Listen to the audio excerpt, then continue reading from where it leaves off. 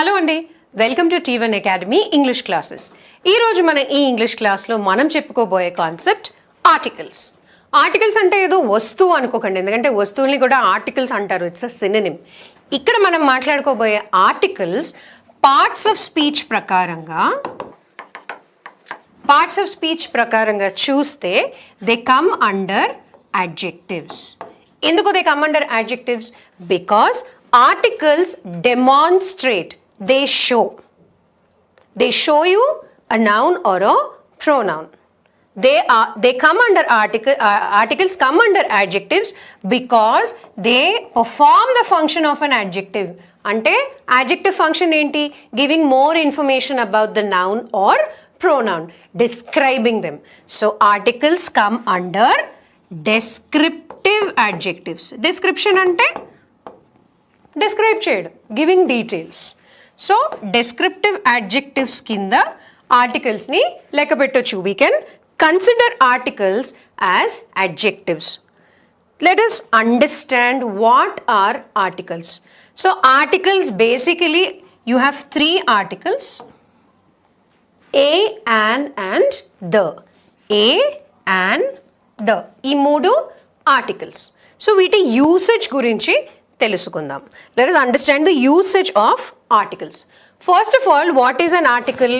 An article is a word which is a prefix or a suffix that is used with a noun to indicate the type of reference that is being made by the noun. Noun elanti reference చేస్తుంది. Okay, to indicate the type of reference being made by the noun, వాడే words ni articles అంటారు. Article is a word. It can be a prefix or a suffix. Prefix, fixing అంటే అతికించడం. Prefix అంటే one which comes before. Suffix, succession అంటే one which comes later. So suffix or prefix, it can be before or after a word that is used with a noun. So articles are always used with nouns or pronouns. Articles are words which are used with nouns or pronouns to indicate the type of reference that is being made by a noun. అసలు ఏంటి ఈ indication of reference? ఈ reference ఏంటి చూద్దాం. How do we use articles? Articles ఎలా వాడాలి? ఏం refer చేసేటప్పుడు వాడతాము? యూస్డ్ విత్ కౌంటబుల్ నౌన్స్, అంటే లెక్కబెట్టే ఆర్టికల్స్ని, లెక్కబెట్టే వస్తువులతో పాటు వాడతాము ఆర్టికల్స్ని. Such as chair. ఎన్ని కుర్చీలు ఉన్నాయి గదిలో అంటే మనం లెక్కపెట్టి చెప్పగలము. Dogs, how many dogs are there? ఒక కుక్క ఉందా, 10 కుక్కలు ఉన్నాయా, 100 కుక్కలు ఉన్నాయా? You can count. Cats, pencils, bottles, ఇవన్నీ లెక్క పెట్టగలం. We can count all these articles, all these nouns. There are two types of articles. Now there are uncountable nouns also. What are uncountable nouns? వేటిని మనం లెక్క పెట్టలేం. శాండ్ని లెక్క పెట్టగలమా? శాండ్ని బ్యాగ్స్లో పోస్తే లెక్క పెట్టొచ్చు. So many bags of sand. You can't count sand. Okay, then you can't count sugar. Sugar cubes అయితే లెక్క పెట్టొచ్చు. షుగర్ గ్రాన్యూల్స్ని లెక్క పెడతారా? You can't. ఓకే, అంటే మనం అనుకుంటే లెక్క పెట్టొచ్చు, but actually sugar is also uncountable. ఇలాంటి అన్కౌంటబుల్ నౌన్స్ తోటి we do not use articles. A sand అనలేం కదా, the and sugar oh the sugar అనలేం కదా. So only with countable nouns we use articles. Now there are two types of articles. Articles రెండు రకాలు, ఒకటి definite, ఒకటి indefinite. Definite అంటే particular, specific, right? Particular or specific. So మనం ఒక specific noun కానీ ప్రొనౌన్ కానీ చూపిస్తున్నప్పుడు, లేకపోతే దాన్ని ఇండికేట్ చేస్తున్నప్పుడు వాడే articles definite articles. When you are not particular, when you are not sure, not specific, అలాంటప్పుడు యూజ్ చేసే ఆర్టికల్స్ని ఇండెఫినిట్ ఆర్టికల్స్ అంటారు. So there are two types of articles, definite articles and indefinite articles. Definite అంటే ష్యూర్గా, స్పెసిఫిక్గా ఒక నౌన్ని కానీ ప్రొనౌన్ని కానీ చూపించేటప్పుడు వాడేవి. ఇండెఫినిట్ అంటే when you're not specific, when you're more general. What are definite articles? So definite article అనేది the is a definite article. ఎందుకంటే స్పెసిఫిక్గా ఒక నౌన్నో ప్రొనౌన్నో పాయింట్అవుట్ చేసి చూపిస్తాం కాబట్టి the is a definite article. The is used for specific nouns. We use definite article for specific nouns. We are not talking, for example, you are not talking about any pencil. You are talking about the yellow pencil. Get me a pencil kaadu. Get me the yellow pencil. So you are specifying which pencil you want. So specific ga cheptunnam. Right? The blue dog. Okay, the black cat. The chair which is next to the couch. అంటే ఆ particular కుర్చీ గురించి మాట్లాడుతున్నాము. The chair which is next to the couch. The is used or can be used with singular objects. Singular objects అంటే ఏకవచనాలు, single గా ఉన్నవి. So the can be used with singular objects like the purple scarf, or it can also be used with plural, bahuvachanalu, more than one. It can also be used with plural articles, plural nouns, the dogs. So definite article the ane article ni singular nouns, singular objects as well as plural nouns and plural objects mundu vaadatamu because we are specific about it. Ee example lo cheppukunnatuga, you are not talking about any pencil, you are talking about the blue, yellow pencil. Alage the black cat, the blue dog, the chair which is next to the couch. So A chair గదిలో బోల్డ్ కుర్చీలు ఉండొచ్చు. Okay, but A chair చెయ్యి విరిగింది లేకపోతే కోడి విరిగింది అంటప్పుడు the chair which is next to the couch. Okay, ఆ స్పెసిఫిక్ చైర్ గురించి మాట్లాడుతున్నాము. So we use it with both singular as well as plural objects. This is about the article the which is a definite article. తర్వాత category ఇందాక మనం చెప్పుకున్నట్టు indefinite articles. Next category is indefinite articles. Indefinite articles both a and an. ఇందాక చెప్పుకున్నాం మనం a comma an comma the, ఈ మూడు articles. దీంట్లో ద అనేది definite article, a and an are indefinite articles. ఎందుకు ఇవి indefinite articles? A is used before nouns that begin with a consonant. An is used before nouns that begin with a vowel. ఇక్కడ మనం చెప్పుకోవాల్సిన very important point ఏంటంటే, when we are talking about consonants and when we are talking about vowels, one major point మనం గుర్తుంచుకోవాల్సిన focus point ఏంటి అంటే, vowels and consonants గురించి మాట్లాడేటప్పుడు we are talking about the sound that a particular letter makes. Okay, మన అందరికీ తెలుసు ఇంగ్లీష్లో ఏ, ఈ, ఐ, ఓ, యు, ఈ 5 లెటర్స్ వవల్స్, మిగతా 21 letters consonants. Right? Now when I say vowels or when I say consonants, I am not only talking about the letter, but I am basically talking about the sound that these letters make. Okay, A says a, E says E, I says a, O says O, U says here.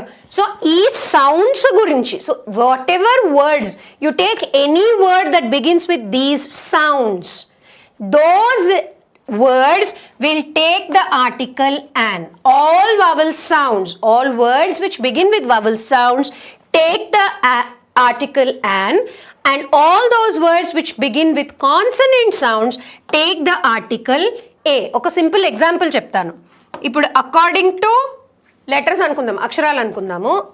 అక్షరాల ప్రకారం division ప్రకారం AEIOU తప్పిస్తే మిగతా 21 అక్షరాలు consonants. Right? Remember A to Z, small letters రాశాను నేను. A to Z is the English alphabet. Okay, English alphabet totally all 26. ఆ 26 విడివిడిగా ఇండివిజువల్గా తీసుకుంటే there are 26 letters in English language. Okay, వర్ణమాల అంటే ఆ నుంచి బండిరా దాకా దాన్ని వర్ణమాల అంటారు. ఈ ఒక్కొక్క దాన్ని అక్షరాలు అంటారు. సో 26 లెటర్స్ అంటే అక్షరాలు, A to Z English alphabet అంటే 26 లెటర్స్ మేక్ ఇంగ్లీష్ ఆల్ఫబెట్. అంటే ఇంగ్లీష్ వర్ణమాలలో 26 అక్షరాలు ఉన్నాయి అని అర్థం. So don't say English alphabets. నాకు ఆల్ఫబెట్స్ రావు కాదు, మనందరికీ బై డిఫాల్ట్ 2 ఆల్ఫబెట్లు వచ్చు. ఏంటి? తెలుగు, ఇంగ్లీష్. ఎక్కువగా వేరే లాంగ్వేజ్లు నేర్చుకున్న వాళ్ళకి హిందీ వస్తుంది, ఉర్దూ వస్తుంది, తమిళ్ వస్తుంది, ఎన్ని భాషలు నేర్చుకుంటే అన్ని ఆల్ఫాబెట్స్ వస్తాయి. అంతేగాని 26ని ఆల్ఫాబెట్స్ అనకూడదు. 26 letters, 26 letters make the English alphabet. Now coming back to vowels and consonants. So each letter has its own distinct sound. ఇప్పుడు H and H, it's not H, it is H. Okay, her రాదు when you're saying it. But when you combine it with other sounds, you get the her sound. Now let's take, for example, let's take the letter H. ఇప్పుడు నేను ఈ రెండు letters, రెండు words రాశాను. ఈ రెండు words pronounce చేసినప్పుడు ఏ article పోతుంది వాటితోటి చూద్దాం. ఇది hut, her sound. Her is not a vowel sound, so you will write a. Similarly hat, hat అంటే మళ్ళీ హా సౌండ్ వచ్చింది, so you're writing article a. Now tell me how do you pronounce these words, and if you have to give an article to it, what article will you give? దీన్ని ఎలా pronounce చేస్తారు? This is H-O-U-R. H-O-U-R. H-O-U-R. The pronunciation of this word is R. Okay, R, English letter R. Okay, this is R. R అన్నప్పుడు first sound ఏది వచ్చింది? అ వచ్చింది, so an R. I will be late by an hour. Okay, the train came early by an hour, so an hour. R అన్నప్పుడు you're getting the first sound R. R అంటే a sound, so an hour. అలాగని an rat అని రాయరండి, madam R అని చెప్పారు అందుకని an rat రాయరు, r. Okay, now so this is wrong. Now అలాగే H-O-N-E-S-T is honest. ఇక్కడ H silent, ఇక్కడ H silent. So when you say honest, suppose honest man అన్నాను అనుకోండి, so which article will you use? You have to use an honest man. ఎందుకంటే H is silent, the word begins with a consonant sound O, R. Okay, so O తో start అవుతుంది. మీరు letter చూసుకున్నా O, because H is silent, but we're talking about the sound. Andukani an honest man. Same. So that is the meaning of this point. Indefinite article. A is used before nouns which begin with consonants. When we say consonants here, we're talking about the sounds. And an is used before nouns that begin with a vowel sound. They are both, A and an together, they're used for more general and vague nouns. Indake anukunnam. Definite ante specific, indefinite ante non-specific or general. So that is the meaning. That's what we say. A and an are mostly used for more general and vague nouns. For example, hand me a pencil. Indakate example lo get me the yellow pencil annamu. Ippudu manam hand me any pencil. Urke when we are making notes, give me any pencil. Give me, hand me a pencil ante give me any pencil. And so we are not specific about the color. You're not specific about which kind of pencil, pen pencil, HB pencil, మామూలు pencil, growable garden pencils వస్తున్నాయి, grow చేయొచ్చు అంట చెక్కిన తర్వాత, దాన్ని అలా నాటేస్తే దాని నుంచి ప్లాంట్ వస్తుందిట. సో అలాంటి pencil you're not specific. So స్పెసిఫిక్గా లేనప్పుడు, వేగ్గా జనరల్గా ఉన్నప్పుడు, when you are not sure, you use the article A with words which begin with a consonant sound, and with words which begin with vowel sounds we use the article an. Now, so an ekkada vaadtamu? An elephant, any elephant, African elephant, Indian elephant, any elephant. A dog, he was bitten by a dog. He was bitten ante past tense of past participle of bite. He was bitten by a dog. A dog, road మీద పోతుంటే ఏదైనా కుక్క ఉండొచ్చు కదా. So he was bitten by a dog. If you know the dog, or if you identify the dog,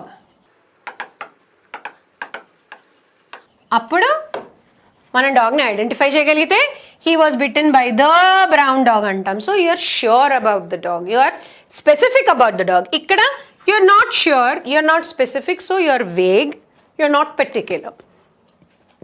An apple a day keeps the doctor away. So an apple, because this begins with a vowel sound. both a and an can be used only with singular objects. Remember, the అనే article ని మనం both singular and plural రెండిటికి వాడాం. Whereas a and an అనే ఈ రెండు articles only singular objects తో మాత్రమే వాడగలము. an apples అనలేం కదా, a chairs అనలేం కదా. సో స్పెసిఫిక్ గా లేనప్పుడు ఆల్సో సింగిల్ ఆబ్జెక్ట్స్ తో మాత్రమే ఏ అండ్ యాన్ వాడతాము. ప్లూరల్ ఉంటే you cannot use them. Now why let us try and think of replacing a and an with one. ఇక్కడే చూద్దాం, మన సెంటెన్స్ లో చూద్దాం. he was bitten by రాయలేదు. Okay, he was bitten by one dog. అంతే కదా. Okay, same way an apple అన్నాము. there is an apple in the basket. there is an apple in the basket. and replace చేసి one రాద్దాం. let's read the sentence. there is one apple in the basket. both the sentences are grammatically correct. both the sentences we are not changing any meaning. ఏం number change చేయట్లేదు మనం. we are saying there is an apple in the basket. there is one apple in the basket. there is an apples in the basket అనలేము. there is one apples in the basket అని కూడా అనలేము. therefore you cannot use a and an with plural objects. also you are, because you are using it with one, I mean you can replace both a and an with one. that is why it is always a singular subject. okay, also used when first mentioning something. ఒక దాని గురించి మనం first time mention చేసేటప్పుడు. okay, a butterfly landed on my dog's nose. some butterfly, you don't know which butterfly, but a butterfly landed on my dog's nose. it came and sat on the snout of my dog. the butterfly was pink. ఒక butterfly వచ్చి dog nose మీద కూర్చుంది. ఆ butterfly colour pink. Okay, so that is the meaning. ఒక butterfly, one butterfly. okay, one butterfly came and sat or landed on my dog's nose. that butterfly or the, now which butterfly are you talking about? the butterfly that is sitting on the dog's nose. so the butterfly was pink. ఆ butterfly color ఏంటి? pink color. so you use a with singular objects that begin with consonant sounds. You can use it when you are mentioning about something for the first time. general నుంచి specific కి move అవుతున్నప్పుడు general, specific. okay, moving on. okay, we do not use articles. when do we not use articles? ఎక్కడ articles వాడే అవసరం లేదు. we don't use indefinite articles in front of non-countable nouns. అదే చెప్పాను ఇందాక నేను. sand, sugar, you can't count. so you cannot use indefinite sand or sugar అనలేము.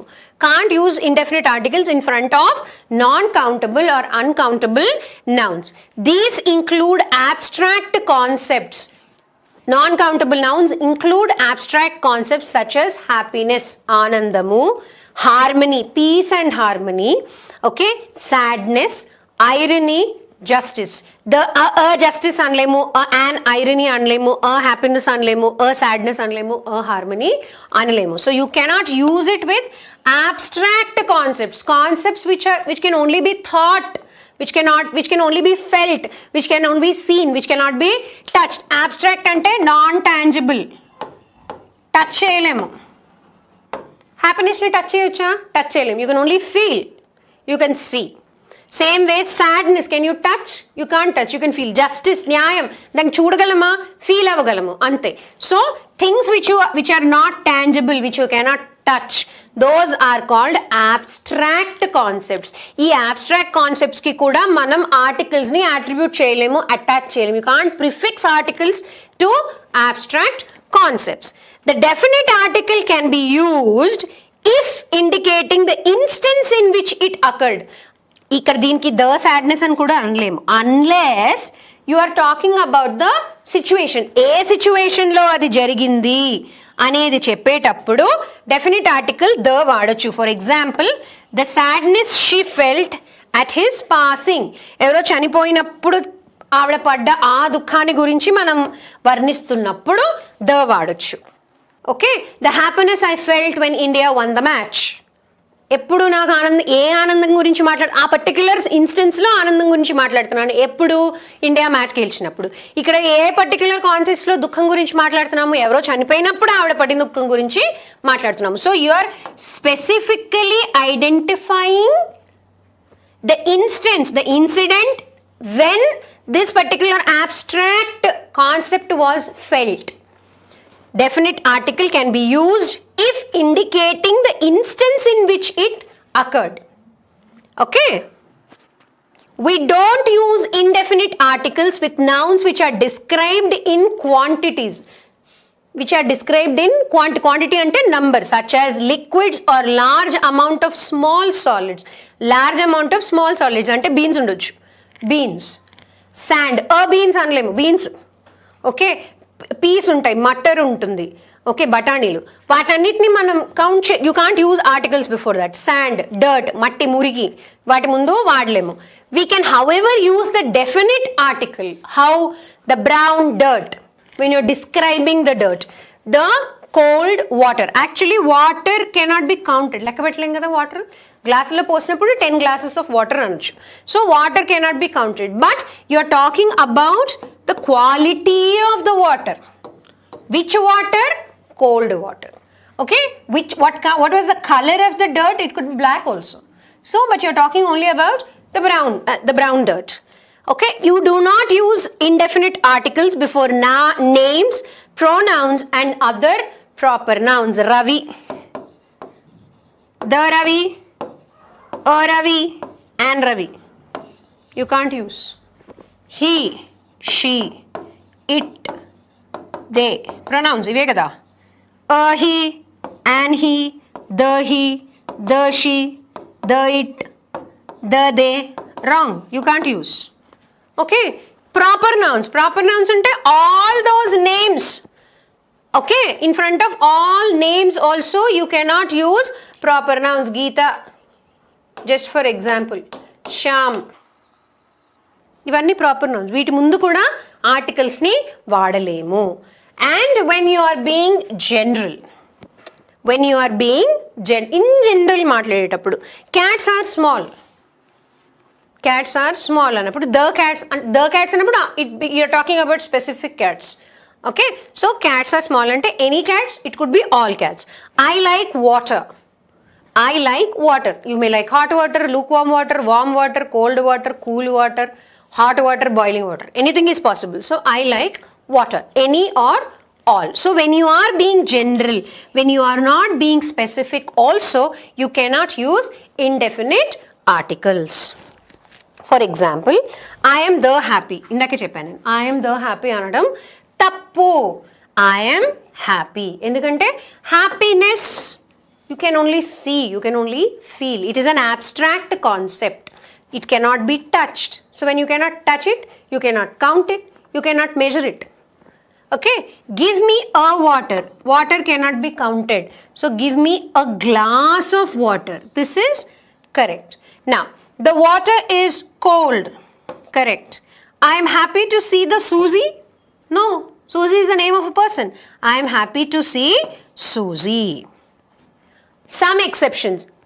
When can we give exceptions? When they are allowed. When are they allowed? Okay. When some uncountable nouns can take definite articles. When can they take? We came to an understanding. Understanding ante enti? ఏదో ఒక deal strike చేసినప్పుడు అంటాం కదా, ఒక deal అంటాం. So an understanding. Similarly, if the noun of a location is descriptive and it contains the countable noun. Okay, if the noun of a place, if the name of a place is descriptive, big, describing, contains a countable noun and contains a countable noun, then use the definite article. For example, the United States of America. Sridevi garu cinema undi. ఏంటా సినిమా? English. అందులో ఆవిడ అడుగుతుంది వాళ్ళ టీచర్ని, why the United States of America, why not the India? Now you all know the answer. What is the answer? If the the name of a location, ఒక పేరు ప్లేస్లో డిస్క్రిప్టివ్గా ఆ పేరు ప్లేస్ డిస్క్రిప్టివ్గా ఉండి దాంట్లో ఒక కౌంటబుల్ నౌన్ ఉంటాయి. ఇప్పుడు దీంట్లో కౌంటబుల్ నౌన్ ఏంటి? స్టేట్స్. You can count. ఇండియాలో ఎన్ని స్టేట్స్ ఉన్నాయి? 29 స్టేట్స్ ఉన్నాయి, రైట్? వాటి లెక్క పెట్టచ్చు, 1 2 3 4 5 6 అలా లెక్క పెట్టగలిగే నౌన్ ఉంటే గనక డిస్క్రిప్టివ్ డెఫినిట్ ఆర్టికల్ని తీసుకోవచ్చు. That is why the United States of India, దాంట్లో ఒక కౌంటబుల్ నౌన్ ఉంది, పేరు descriptive. When you say, you can't say the India because we're not talking about it is a proper noun on its own. ఇందాకే చూసాం, when it is a proper noun you do not use any article before it. So అందుకని the India అన్నాము because it doesn't have any countable noun. Or the university of Houston, clear lake, the writing center, okay, the Osman university, the Andhra university, the Kakatiya university, అలా. So అలా పేర్లు అనమాట. If a name is being described as though it is a countable noun, it can take the definite article. ఒక పేరుని countable noun కింద పరిగణిస్తే అప్పుడు definite article. Definite article అంటే ఏంటి? The.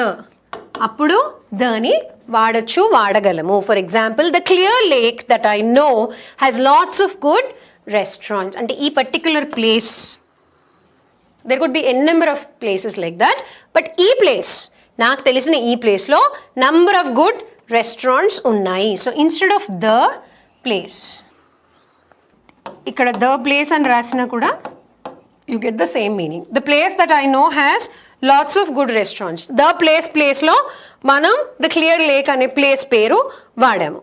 You are not behaving like the Brandon I know, అంటే నాకు తెలిసిన బ్రాండన్ లాగా నువ్వు బిహేవ్ చేయటం లేదు.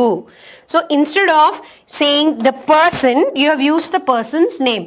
So if a name is used as though it is a countable noun on its own, then it can take the definite article. For example, she is the mother, just an example, okay? She is the Mother Teresa of our house.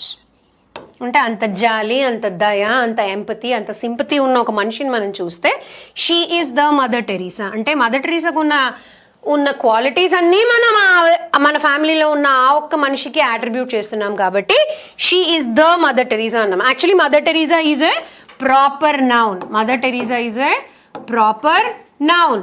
It is the name of a person. Name of a person ముందు articles వాడకూడదు. We cannot use articles in front of nouns and specially proper nouns and pronouns. But we are saying she is the mother Teresa of our family అంటే mother టెరీసాకు ఉన్న qualities అన్నీ ఈ మనిషిలో ఉన్నాయి, ఆవిడలో ఉన్నాయి, ఆ ఇంట్లో ఆ వ్యక్తిలో ఉన్నాయి కాబట్టి ఆవిడ మా ఇంటి మదర్ టెరీసా అంటున్నాం. ఓకే, సో అలాంటప్పుడు also you can use the definite article the.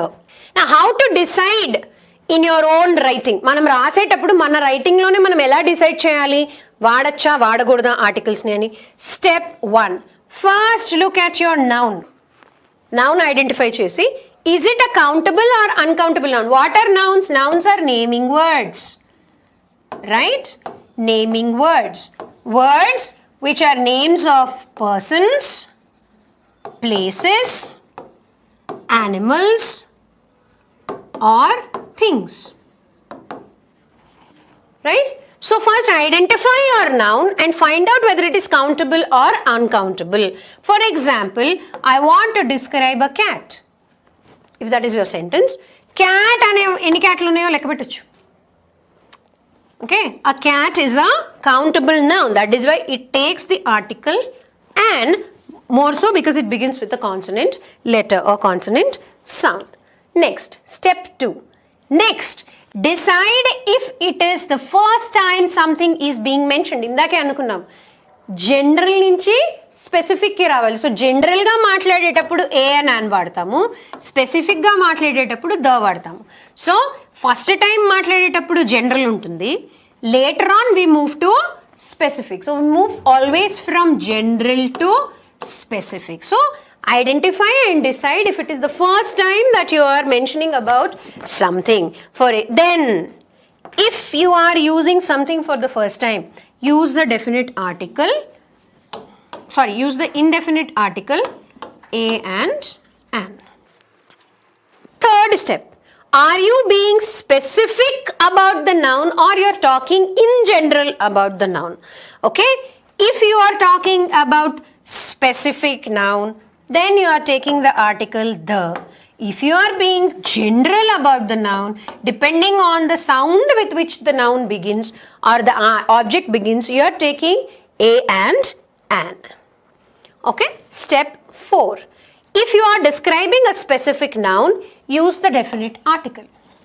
And if you are being more vague or unspecific or general, then use the indefinite articles a and an. Ikkada the. Right? Example, I have a black cat. This is general. The cat chased the grey mouse. This is specific. Which cat? The cat. Which cat? The black cat that I have. Which mouse did it chase? Not any mouse.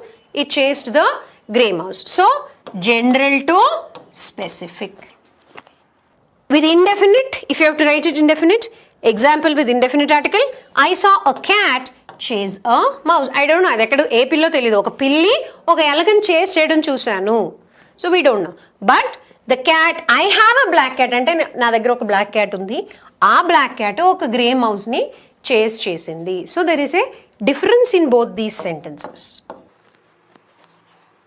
So అదండి story of articles. Articles as parts of speech come under descriptive adjectives.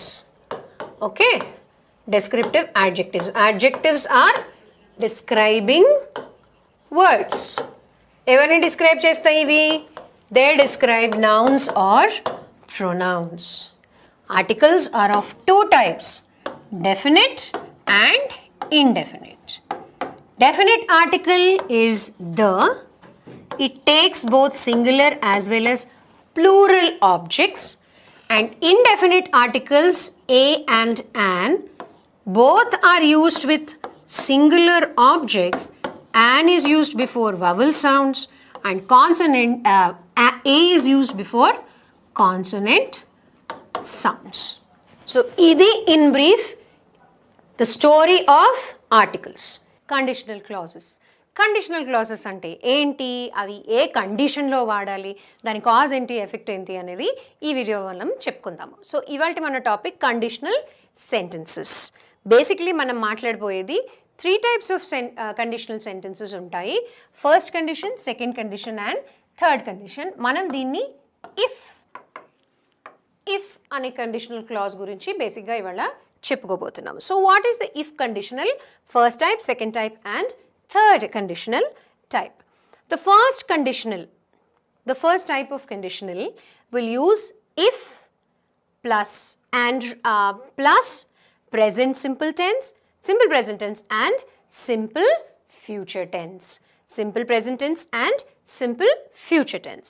So if you want to use to talk about something that is quite likely to happen in the future, అతి త్వరలో ఫ్యూచర్లో ఖచ్చితంగా జరగబోయే ఏదైనా incident గురించి మాట్లాడుతున్నప్పుడు మనం వాడే కండిషనల్ క్లాజ్ని ఫస్ట్ కండిషన్ అని అంటారు. That's called the first condition of if clause.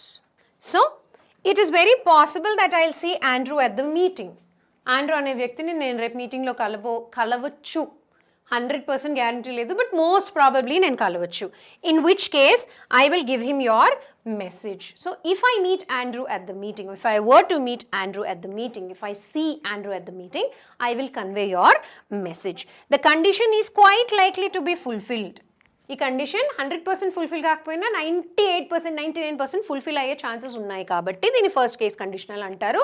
అందులో మనం simple present tense plus simple future tense వాడతాము. For presenting future plans, real possibilities, steps in an argument and points in a procedure or predictable consequences. It may rain tomorrow, or if it rains we will not go shopping. So and also when we give instructions we use the first condition. This ee sentence clear ga ledu nandukani ikkada rastunnanu. If I see Andrew at the meeting,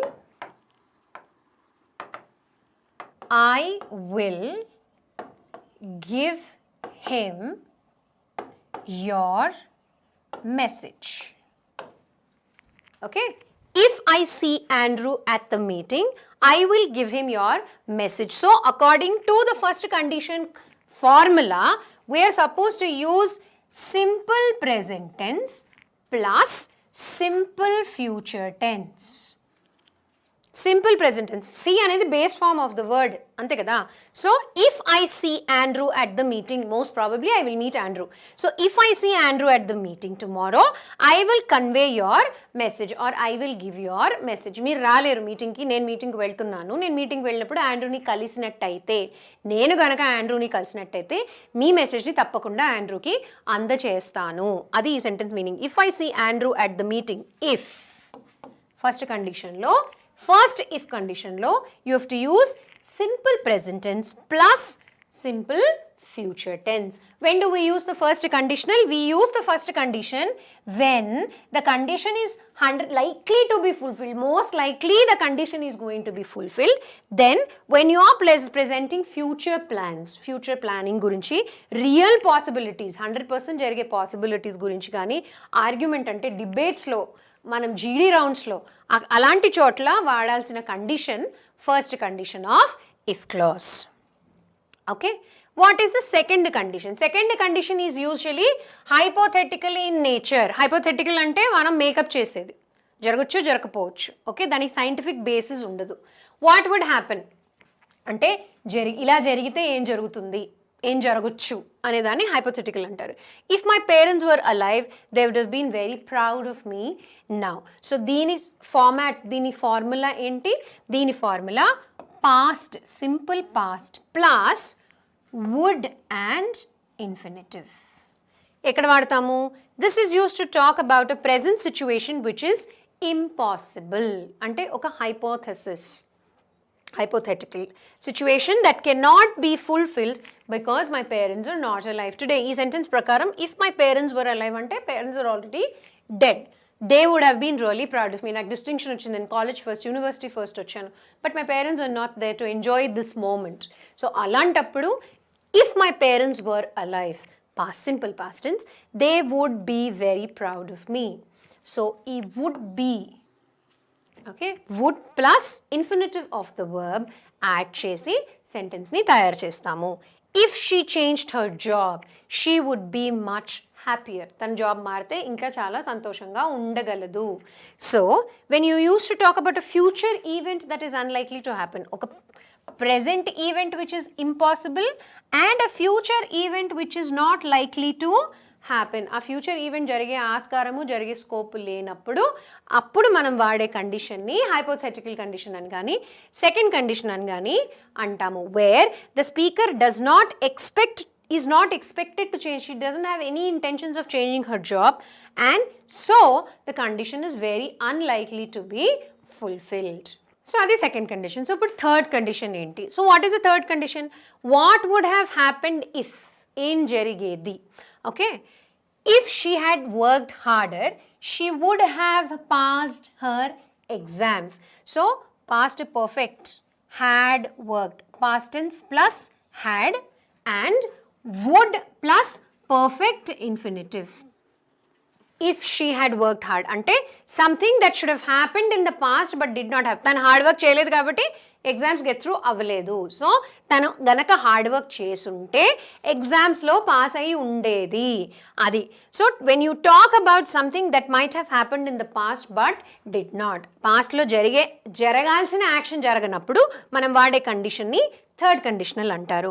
she didn't work hard enough and so as a result consequently she didn't pass the exam. So work hard చేయలేదు కాబట్టి results కూడా బాగా రాలేదు. It also expresses excuses, regrets and blames for the past events. ఇప్పుడు ఇంకొక condition ఉంటుంది, దాన్ని factual condition అంటారు, అంటే దాన్ని జీరో కండిషన్ అంటారు. So first type, second type, third type and zero condition. What is the zero condition? Okay, what happens if, what happens if, if I stay out late అంటే ఏం జరుగుతుంది? If I stay out late, stay simple present tense, I always take a ride in a taxi. I always take a taxi home. అంటే present simple. రెండు simple present tense లో వాడినప్పుడు to describe something that is generally true. The use of if here is very similar to when. నేను లేట్గా కనుక నాకు బయటకు వెళ్ళినప్పుడు నాకు లేట్ అవుతే కనుక నేను ఎప్పుడు ట్యాక్సీలోనే ఇంటికి వస్తాను. I prefer taking a taxi home. So it is use to describe something that is generally true. I always take a taxi home. So that is generally true. The use of if here is very similar to the use of when. When I stay out late, I always take a taxi. So it is also used for presenting habits because habits are universal truths, always applicable. General truths, universal truths, habitual actions, general truths, rules and regulations, typical patterns and correlations. ఇవన్నీ express చేసినప్పుడు వాడే కండిషన్ని zero condition or factual condition అని అంటారు. We can also use past simple in the two clauses. If I stayed out late, I always got a taxi home. మనం past టెన్స్లో మాట్లాడినప్పుడు నేను ఎప్పుడైనా లేట్గా వచ్చినట్టయితే, నాకు ఎక్కడైనా బయట ఉన్నప్పుడు లేట్ అయితే కనుక నేను ఎప్పుడు ట్యాక్సీలోనే ఇంటికి వచ్చేదాన్ని. I always preferred to take a taxi. So you can use both simple present tense or simple past tense. Such a condition is called the zero condition or the factual condition. Now, conditional sentences lo tense variations ela untayi. First condition, the clause is usually in simple present tense. However, we can also use present continuous. If he's still waiting for you, he'll be angry. We can use present perfect simple. Ela, if Rob's received your letter, he'll phone you. Phone is not only a noun. Phone ante thing vastuve kaadu. Phone can also be the action of calling somebody. Usually calling ante పిలవడం కదా. Phone చేయడాన్ని ఏమంటారు? Phone చేయడాన్ని I phone him every day. I phoned him yesterday. I will phone him tomorrow.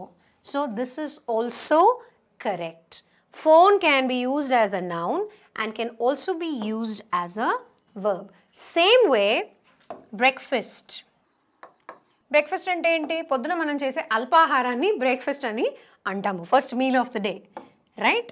So ఈ బ్రేక్ఫాస్ట్ని కూడా ఈ మధ్య కాలంలో దీన్ని నౌన్గా కాకుండా వర్బ్గా కూడా వాడుతున్నారు. So breakfast can be breakfast, breakfasted and will breakfast. Breakfast కాదండి, breakfast. Okay, breakfast anedi spelling, but breakfast is the pronunciation. Similarly, lunch. Lunch ante enti? Madhyanna bhojananni lunch antaru, but you can use lunch as a noun, as a verb. Lunch, I lunched just now, or I will lunch later, or I lunch every day at 1 p.m. So lunch, lunched and will lunch అని కూడా ఈ మధ్యకాలంలో వాడుతున్నారు. మీరు పాస్ట్లో పోయి English ప్రొఫెసర్స్ని అడిగితే వాళ్ళు లంచ్ కానీ బ్రేక్ఫాస్ట్ కానీ ఫోన్ కానీ they usually may not agree that this is used in the other form of part of speech, but of late phone, breakfast and lunch are being used as another part of speech, that is the verb form. Now going back to if clauses, if clause can also be used in the present perfect continuous tense. It has been raining all night. If it's been raining all night, you'll have to wear your boots. అంటే రాత్రంతా వర్షం పడితే wait చేయాలి, వాటర్లో almost swim చేయాలి, నీళ్ళు పైదాకా ఉంటాయి కాబట్టి you'll have to wear your rain boots. In the first condition, you can also use the word can. If I can finish work early, I will help you. And you can also use the word should. If I should see him, I'll tell him the news. Okay. Tense variations in the second condition. The if clause usually takes the simple past tense. However, it is also possible to use the past continuous. Past continuous ante past tense plus ing. If you were coming with me, if you were coming with me, I'd give you a lift. Or if you could have the day off, I would go with you. If you take the day off, Anat.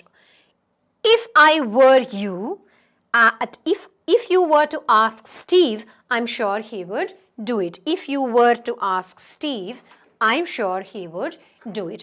Whenever we use if clause with I or you, in both the cases manam vaadedi were, even if it is in the present tense. For example, if I were you, I would have read the book. Okay, another example. If you were to see him, ask him to meet me. Okay, so if lo I vaadite were vaadali. I is always treated as a plural, and with you also you have to use the verb were. So if you were to ask Steve, I'm sure he would do it. No, Steve ni adigite sure ga Steve aa pani chesi pedtadu. So this is second condition. Now the main clause usually has the modal would plus the infinitive. However, the modals could and might are also used, and the infinitive can be used in the continuous form. If I had more money, I wouldn't have been living here. Okay, so if I had more money, I wouldn't have been living here. If I had more money, I could go out more. So could, okay, and might ee rendu kuda vaadachu would place lo.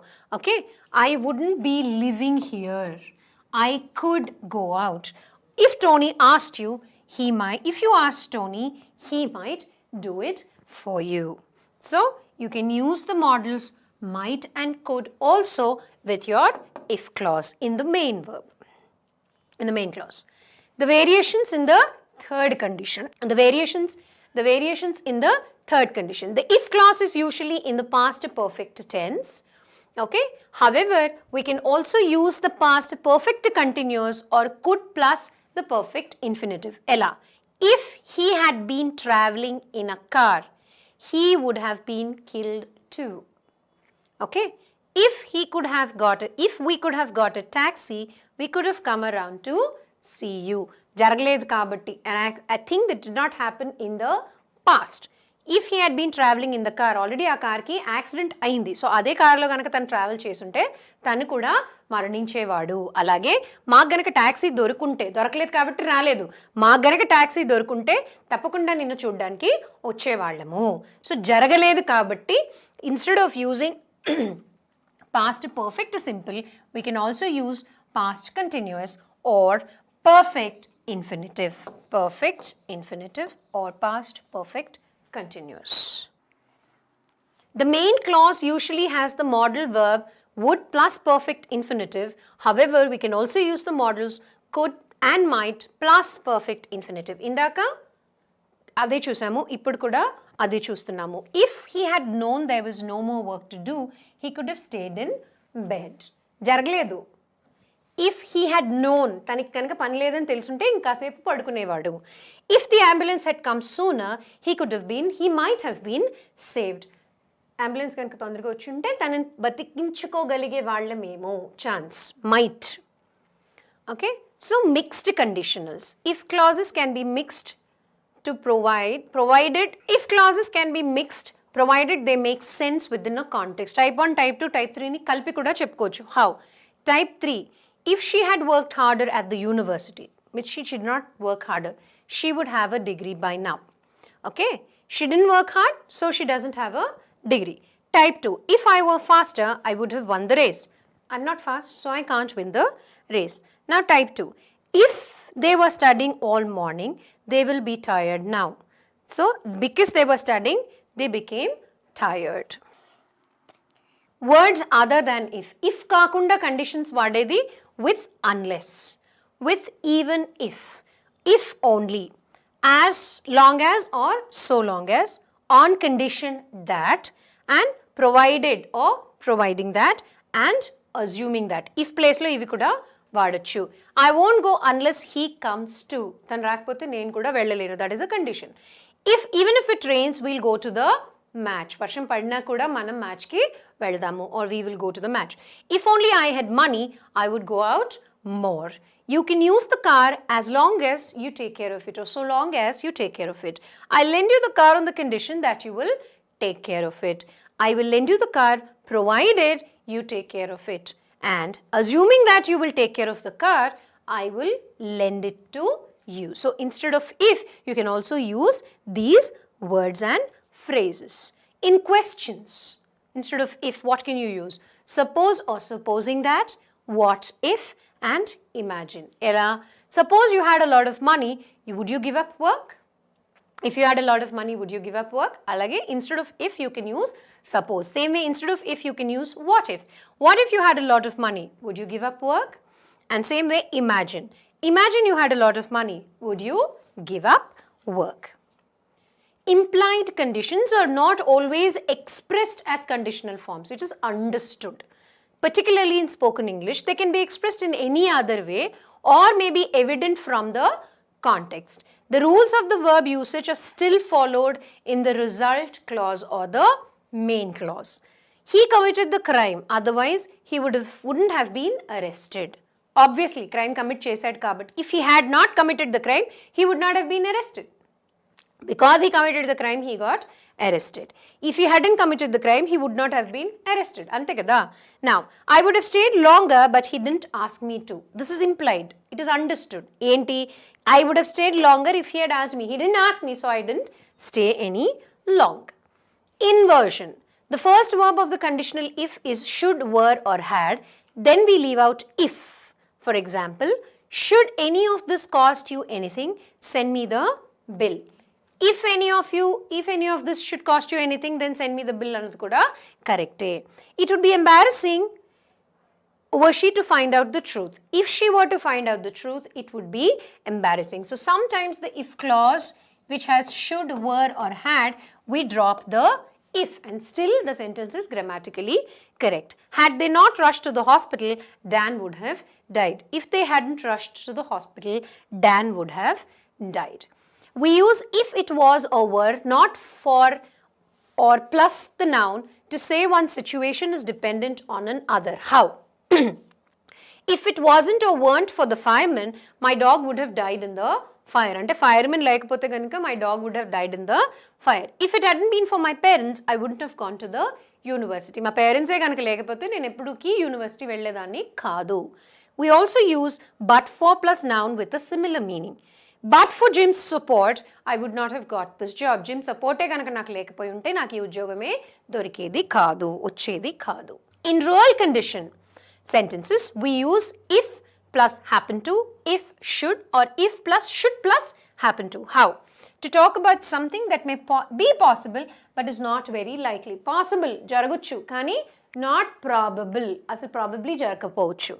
If you happen to be in our area, drop in and see us. Oste meer ganaka ma area ku oste definitely ga ma intiki randi. Ravuchu rakpochu. If you should be in our area, drop in to see us. Or if you should happen to be in our area, drop in to see us. All the three conditions are absolutely correct. Now, polite request. Manan request chesetappudu kuda if clause vaadinappudu, we can use if and will in request. If you will take your seats, ladies and gentlemen, we can begin with the meeting. If you take your notebooks and pencils, we can start with today's class. If you want to make a request more polite, use if would. If you would take your, see, if will anedi, it's like emphasizing more clarity, more official. Would anedi a little informal. It's chala formal. It's a little informal, so you sound more friendlier. So, if you would take your seats, if you would please take your seats, ladies and gentlemen, then we shall begin with today's meeting. So, even in polite requests, when you're making requests, you can use if plus will form and if plus would form. Degrees of comparison. So, asal degrees of comparison ante dentlo vastayi? As man title lo suggest chestunnattuga, degrees of comparison anedi adjectives ki sambandhinchindi. So, manaki already telusu adjectives are describing words. Adjectives are describing words. Veitni describe chestayi? They describe nouns or pronouns. They describe nouns or pronouns. So అసలు ఇప్పుడు ఆ డిస్క్రిప్షన్లో ఈ degrees అంటే ఏంటి, వేటిని compare చేస్తాయి degrees of comparison of adjectives అంటే అనేది ఈరోజు ఈ వీడియోలో మనం తెలుసుకుందాము. So what is degrees of comparison? What is degrees of comparison? To describe, quantify, modify or identify nouns or pronouns, adjectives are used and reused. Already మనం చెప్పుకున్నాం parts of speech లో describe, quantify, modify or identify. ఈ 4 duties చేస్తాయి. దేనికి సంబంధించి? నౌన్స్కి కానీ ప్రొనౌన్స్కి కానీ సంబంధించి చేస్తాయి. అలాంటి వాటి కోసం, అలాంటి ఫంక్షన్స్ కోసం words which are used are called adjectives. Adjectives అనేవి డిస్క్రైబ్ చేయడానికి, క్వాంటిఫై చేయడానికి, మోర్, లెస్, రైట్, క్వాంటిఫై చేయడానికి, మోడిఫై చేయడానికి, ఐడెంటిఫై చేయడానికి ఉపయోగపడే పదాలని యాడ్జెక్టివ్స్ అంటారు. So adjectives have their own degrees called degrees of comparison or degrees of comparison that compare one thing or person to another. So degrees of comparison అనేది ఒక వస్తువుని కానీ ఒక మనిషిని కానీ ఒకదాంతో ఒకదాన్ని కంపేర్ చేయడానికి వాడతాం కాబట్టి వాటిని డిగ్రీస్ ఆఫ్ కంపారిజన్ అని అంటాము. కంపారిజన్ ఎక్కడ జరుగుతుంది? ఎక్కడైతే మనం క్వాంటిఫై, మోడిఫై చేస్తామో అలాంటి చోట్ల కంపారిజన్కి స్కోప్ ఉంటుంది కాబట్టి degrees of comparison is connected to adjectives. So what are the different degrees of comparison of adjectives? Degrees of comparison of adjectives lo what are the different things? So adjectives have 3 degrees of comparison. Adjectives have 3 degrees of comparison: positive degree, comparative degree and superlative degree. Basic degree ni positive degree antaru, next level ni comparative degree antaru, alage superlative degree anedi final level of comparison. Each one we'll take at a time. So positive degree of comparison. Example, the cat runs fast. Basic degree. How does the cat run? The cat runs fast. Comparative degree. The cat runs faster than dogs. So you are comparing the running of the cat with the running of the dogs. Kabatti cat dogs కంటే ఎక్కువ వేగంగా పరిగెట్టగలదు అని చెప్తున్నాం కాబట్టి this becomes the comparative degree. The cat runs fastest of all animals. అన్ని యానిమల్స్లో, అన్ని జంతువుల్లో కల్లా క్యాట్, పిల్లి అనేది అతి వేగంగా పరిగెట్టగలదు అంటున్నా. ఎక్కువ వేగం, అతి వేగం, రైట్? సో అతి వేగంగా పరిగెట్టగలదు, fastest of all the animals అంటే దానికంటే ఫాస్ట్గా ఏ యానిమల్ పరిగెత్తలేదు అని చెప్తున్నాం కాబట్టి this fastest is called superlative. So fast, faster and fastest. So this is positive degree, comparative degree and superlative degree of comparison. Positive, comparative and superlative. So ప్రతి వర్డ్కి, ప్రతి యాడ్జెక్టివ్కి పాజిటివ్ డిగ్రీ ఉంటుంది, కంపారిటివ్ డిగ్రీ ఉంటుంది, అలాగే superlative degree కూడా ఉంటుంది. So what are the rules? ఒక డిగ్రీ నుంచి ఇంకో డిగ్రీకి మార్చేటప్పుడు కానీ, ఒక డిగ్రీ నుంచి ఇంకొక డిగ్రీకి కంపేర్ చేసేటప్పుడు కానీ కొన్ని రూల్స్ అనేవి ప్రతి గ్రామర్ టాపిక్లో మనం పాటించాల్సినవి. So degrees of comparison rules ఏంటో తెలుసుకుందాం. Rule number 1. When 2 items or persons are compared, a comparative degree is used by putting er to the adjective word in association with the word than, or in some cases more is used. So er, comparative degree ni gurtupattadam er. ఇందాక మనం చెప్పుకున్న ఎగ్జాంపుల్లో fast అనేది positive degree, faster, so we have added ER. So comparative degree యాడ్జెక్టివ్లో ER అనే పదం వస్తుంది. తర్వాత ఏ 2 వస్తువుల్ని మనం కంపేర్ చేస్తున్నామో ఆ రెంటికి మధ్యలో దాన్ కానీ, ఇన్ సమ్ కేసెస్ మోర్ కానీ యాడ్ అవుతాయి. Okay,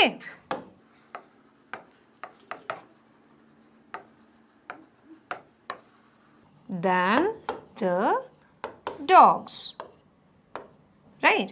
The cat runs faster than the dogs. So we have used the word faster. We have also used the word than. Mana formula prakaram adjective ki er add chesamu, than anedi rendu comparisons ki madhyalo add chesamu. In some cases we use the word more, like for example, she is smarter than her sister. She is smarter than her sister ante iddru akachellillo okallu kante ekku smart. So she is more smart than her sister. Sometimes you use er and than, sometimes you use the word more. Similarly, when two or more things or persons are compared, superlative degree is used by putting est in front of the adjective word. Fast, faster, fastest. So est అనేది ఇక్కడ comparative లో er add చేసాము, superlative లో est add చేసాము to the adjective word. In some cases we use most. For example, this is the most beautiful painting I ever saw. నేను చూసిన అన్ని పెయింటింగ్స్లోకి వెళ్ళా ఇది అతి బ్యూటిఫుల్, ఎక్స్ట్రీమ్లీ బ్యూటిఫుల్ అనడానికి మోస్ట్ బ్యూటిఫుల్ అని అంటాము. అన్నిటికంటే బ్యూటిఫుల్, దానికి దీనికి మించి ఇంకో బ్యూటీ మనం చూడమనుకున్నప్పుడు మోస్ట్ బ్యూటిఫుల్ అంటాము, right? So when you are comparing two or more things using superlative degree, then you add est to the adjective, okay? Or in some cases we use the word most. For example, he is the strongest wrestler. He is the strongest wrestler. Or he is the most handsome actor. Your favorite actor. మీ favourite actor ఎవరైతే వాళ్ళు చాలా handsome అనుకుంటారు. అలాగే he is the most handsome actor. Most హ్యాండ్సమ్కి handsome is the positive degree, more handsome is the comparative degree, and most handsome is the superlative degree. So superlative degrees అయితే చెప్పుకున్నాం కదా. Superlative డిగ్రీస్లో comparison చేసేటప్పుడు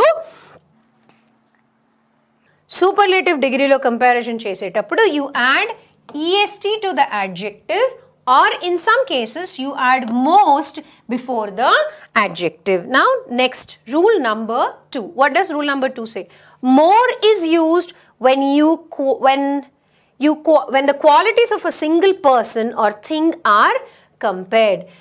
More is used when the qualities of a single thing or a person are compared, and if the first letter of the adjective is a single syllable word, single sound. Syllable ante sound. So if the first adjective, even if the first adjective is a single syllable, or if the thing that you are comparing is single one, then you use the word more. For example, she is more smart than clever. Rendu adjectives vaadinappudu she is smarter than clever. Clever is also an adjective, smart is also an adjective. First syllable is its first sound is a single syllable. If the first adjective is a single syllable, smart, single syllable. Now she is more smart than clever. Intelligent kaadu, chala smart, ati telivi. Alright, next. Do not use double comparative adjectives or double superlative adjectives. For example, these mangoes are more delicious than those. Okay, delicious, more delicious than those. Than anede already comparison, right? More anede comparison. So do not use two same degrees of comparison in one sentence. You can just say these mangoes are delicious than those. వీటికంటే అవి delicious, ఎక్కువ delicious అనక్కర్లేదు. Delicious అంటేనే ఎక్కువ taste. So these mangoes are delicious than those. You need not add more delicious. Okay? Next. Never use more or most with adjectives that give absolute sense. Clear కట్గా superlative అని తెలిసినప్పుడు more కానీ most కానీ వాడక్కర్లేదు. For example, this track is more parallel to that is wrong. This track is parallel and the other is not. ఇలా ఒక parallel track ఉంది, ఇలా ఒక నాన్ ప్యారలల్ ట్రాక్ ఉంది. this is parallel, this is not. It is clear. Parallel antene ఎక్కడ meet అవని రెండు సరాసరిగా పోతున్న లైన్స్ని parallel అంటారు. సో అది ప్యారలల్, ఎక్కువ ప్యారలల్ తక్కువ ప్యారలల్ ఉంది. It's an absolute term. ఎక్కువ ప్యారలల్ తక్కువ ప్యారలల్ ఉండదు కదా. ప్యారలల్ అంటే దెర్ ఆర్ సర్టన్ ఫీచర్స్, అవి ఎక్కడ క్రాస్ అవ్వవు, ఎప్పుడు సరిసమానంగా మూవ్ అవుతూ ఉంటాయి. Correct. So there is either parallel or there is no parallel. You can't say this is more parallel and this is less parallel. This is not at all parallel. So this track is parallel, the other is not. Ante. Don't use more or most with adjectives which make clear cut sense. Parallel ante you have a clear cut sense. Already adi sense chestunnappudu daniki more, most, less akkarledu. Don't add unnecessary suffixes and prefixes. When in the same sentence two adjectives in different degrees of comparison are used, both should be complete in itself. ఒకే సెంటెన్స్లో రెండు విడివిడిగా comparative adjectives comparison కోసం వాడుతున్నప్పుడు each one should explain themselves. For example, she is as good if not worse than her sister. She is as good if not worse than her sister. దాంట్లో as good, దాని తర్వాత so she is as good as if not worse than her sister అంటే ఇద్దరూ సరి సమానమే. She is as good if not worse than her sister doesn't make any sense.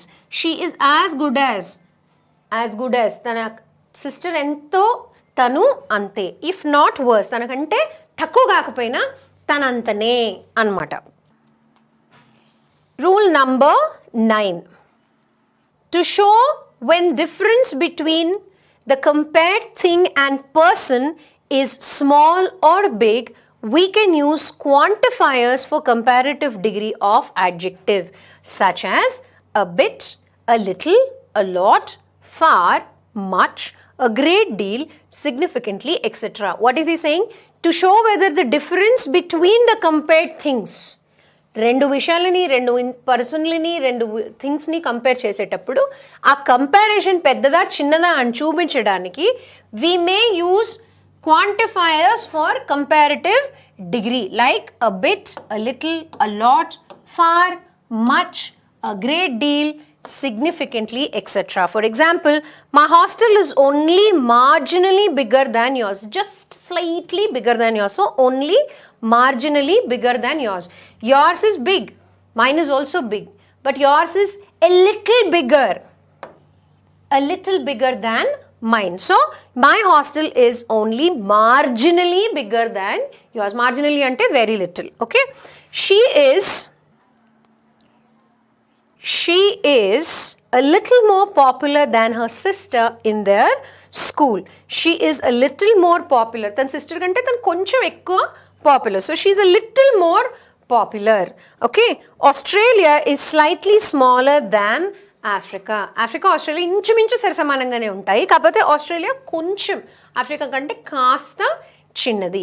Now here what we need to understand, a little, a few, a lot, a bit. Okay, all these indicate కొంచెం. Okay, I have a few friends ante kontamandi friends. There is a little water in the glass or in the pot ante kaasi neellu unnayi ani. There is a lot of noise in the hall ante chaala ekku sound undi. I'll be back in a bit ante kaaseputlo vachestanu ani. So a lot, a bit, a little, a future indicate either way something very less in quantity or a lot ante చాలా ఎక్కువ. అలాగే in the same way you cannot say few. I have few friends. Few, there is little salt in the house. Okay, or if you use only these two singularly without the use of the letter A lekunda few, I have few friends ante I have no friends. Only the word few without the letter A indicates nothing. Same way little ante nothing. There's little salt in this box ante there's no salt. a little indicates less amount. Same way a few ante chala takku mandi ani. So few ki, a little ki teda eppudaina gurtunchukondi. A few ante very less, few ante zero, a little ante chala takkuva, little ante nothing. Okay, now what is the next one? We don't use quantifiers with superlative degrees of adjectives, but there are certain phrases commonly used with superlative degrees of comparison. Usually quantifiers ade a lot, a less, a few, a bit ilantivi superlative degree ki vaadamu kaani konni phrases common ga vaadatamu. What are those phrases? In metropolitan cities, metros are by far the cheapest mode of transportation. So by far, okay, metros are by far the cheapest ante inchuminchu metro se ati cheap traveling in metropolitan cities. Next, Sanskrit is one of the oldest languages in the world. Sanskrit is one of the oldest languages in the world. Sanskrit is the oldest language antledu, one of the oldest languages. There are so many other languages which are which could be older, as old as Sanskrit. Not older than, but definitely as old as. Siddhivinayak is the second richest temple in India. Siddhivinayak is the second richest temple in India. Richest itself is the highest. Inga daniki minchi emi undadu. Okay, but Siddhivinayak is the second richest, ante just falling short of a few. Rule number 10. While changing the degree of comparison for irregular adjectives, the word completely changes instead of adding er or est. Regular adjectives versus irregular adjectives. Okay, regular adjectives ante fast. Okay, fast, faster, fastest. Irregular ante words like good, beautiful. Okay, good is the positive degree, దీనికి comparative degree better. Okay, same way superlative degree is best. అలాగే beautiful కి more beautiful and most beautiful. So regular adjectives ki er, est add chestamu. Er in the comparative and est in the superlative. Whereas for irregular adjectives, the whole word itself changes when you change it from one degree to another degree. For example, she has little milk in the jar. Ante almost there's no milk in the jar. She has less milk than he has. Tanaki ఇద్దరికి మధ్యలో she has, తన దగ్గర less milk ఉంది, తక్కువ పాలు ఉన్నాయి. She has the least amount of milk. So this is a regular adjective, little, less and least. Now let us understand how adjectives change for different syllables. ఇందాక చూసాం కదా, syllable ఒకటే ఉంటే er and est యాడ్ చేయాలి. So now syllable, when the syllable is singular, small sir, then you are adding est, smaller for comparative, and est, smallest for the superlative. Okay, sweet, again sir, sweet, sweeter, sweetest. Big, bigger, biggest. Hot, her. ఇక్కడ sound ఏంటి? సా, తెలుగు సా. ఇక్కడ కూడా తెలుగు సా. ఇక్కడ తెలుగు బా. ఇక్కడ తెలుగు హా. Right? So ఇవి first sounds. ఇవి first sounds of these words. Sweet అన్నప్పుడు స సౌండ్, స్వీట్ స్మాల్ అన్నప్పుడు స సౌండ్, స్వీట్ అన్నప్పుడు స సౌండ్, బిగ్ బ sound, hot her sound. So when the sound, the first adjective sound is that of a single syllable, then you add er and est. Er in the comparative degree and est in the superlative degree. Superlative degree ante highest degree of comparison. Okay, వీటినే sobriquets అని కూడా అంటారు. Sobriquets. Okay, అంటే world's richest man.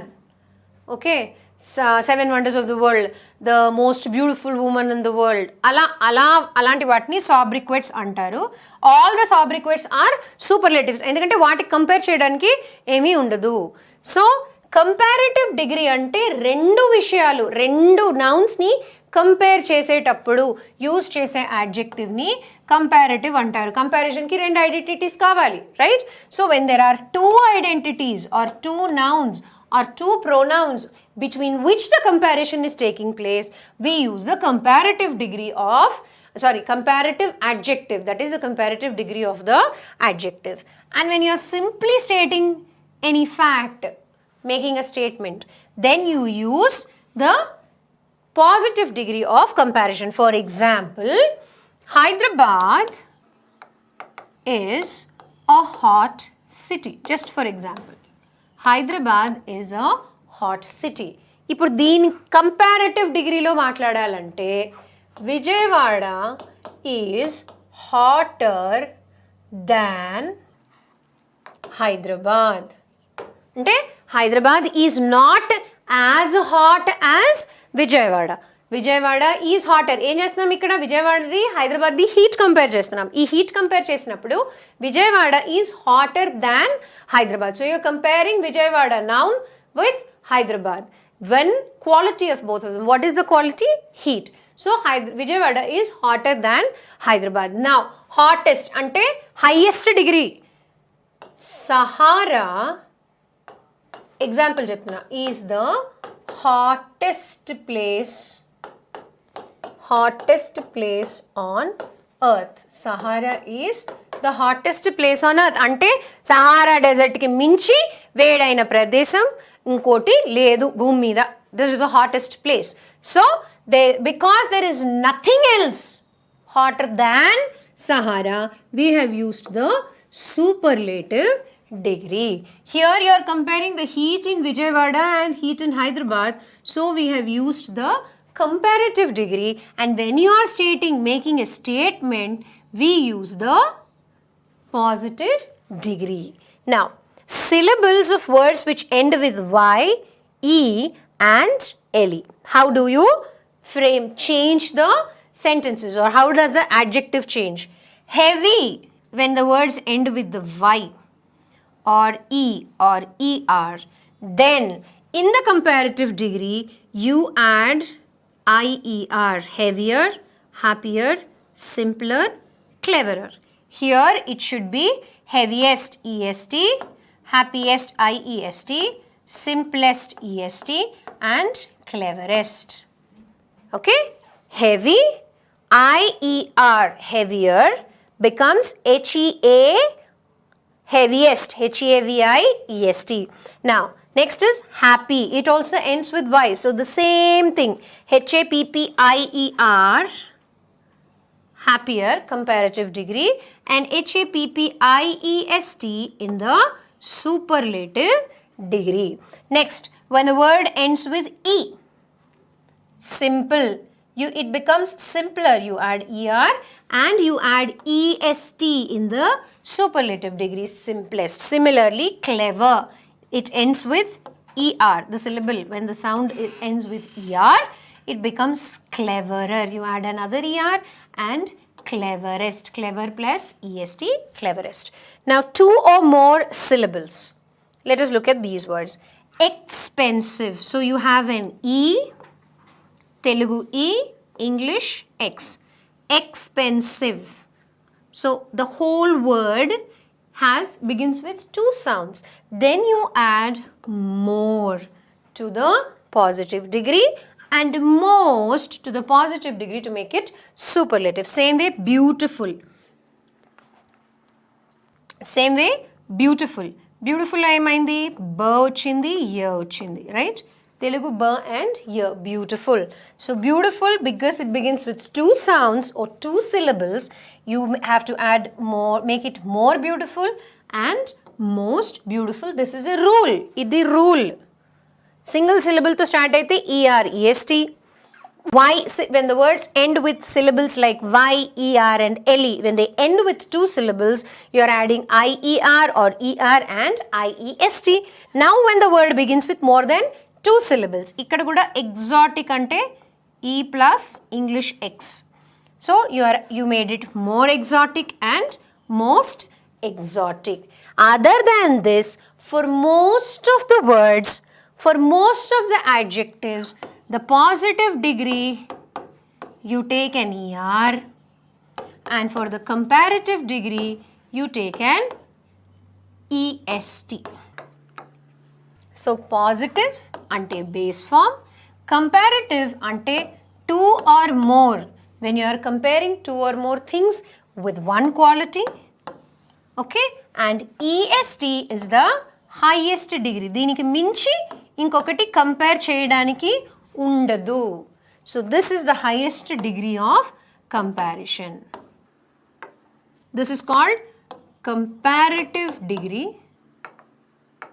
and this is positive degree of comparison. So degrees of comparison: positive degree, comparative degree, and superlative degree. Gerunds. Gerunds అంటే ఇదేం కొత్త topic కాదండి. Already మనం పార్ట్స్ ఆఫ్ స్పీచ్లో చెప్పుకున్న వర్బ్స్కి కనెక్టెడ్ టాపికే జెరండ్స్. అసలు వర్బ్ అంటే ఏంటి? Let's recap. Verb is an action word. అంటే క్రియాపదాలని మనం వర్బ్స్ అని అంటాము. కానీ అదే క్రియాపదము ఒక సెంటెన్స్కి సబ్జెక్ట్గా వస్తే,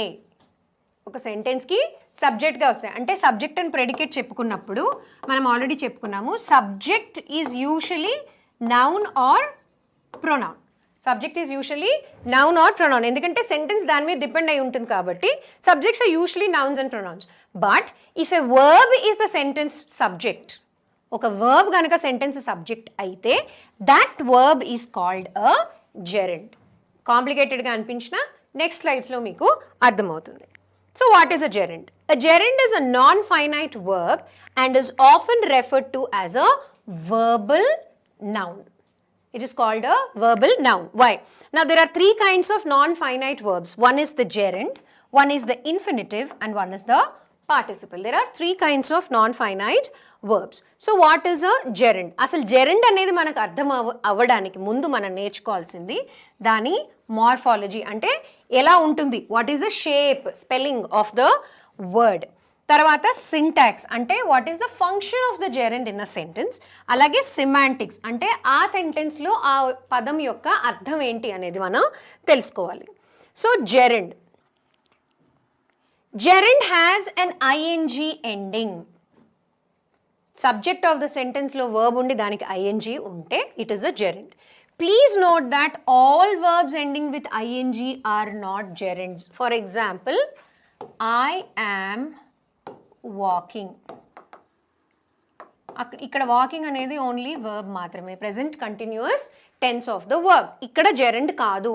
But if I say walking is a good exercise, then this ing form of the verb becomes the gerund. Because walking is a good exercise annappudu ikkada walking becomes the subject, is a good exercise anedi predicate. So ee verb walking anedi ing form undi plus it is in the beginning of the sentence, that means it is the subject of the sentence kabatti it is performing the function of a noun kabatti it becomes a gerund. Present participles also have the same forms. Ide present continuous tense of the verb also has the same form, but that is why not all ings are gerunds. They are easy therefore to confuse a gerund with a present participle.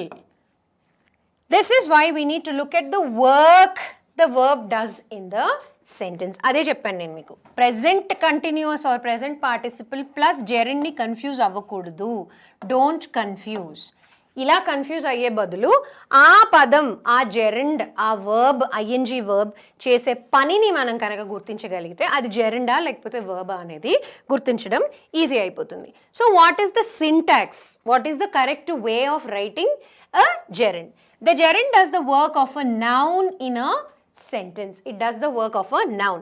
This means it can be any one of the following. What is a noun? Let us see. It is the subject of a verb. Swimming. Here the word swimming is the subject of the verb is.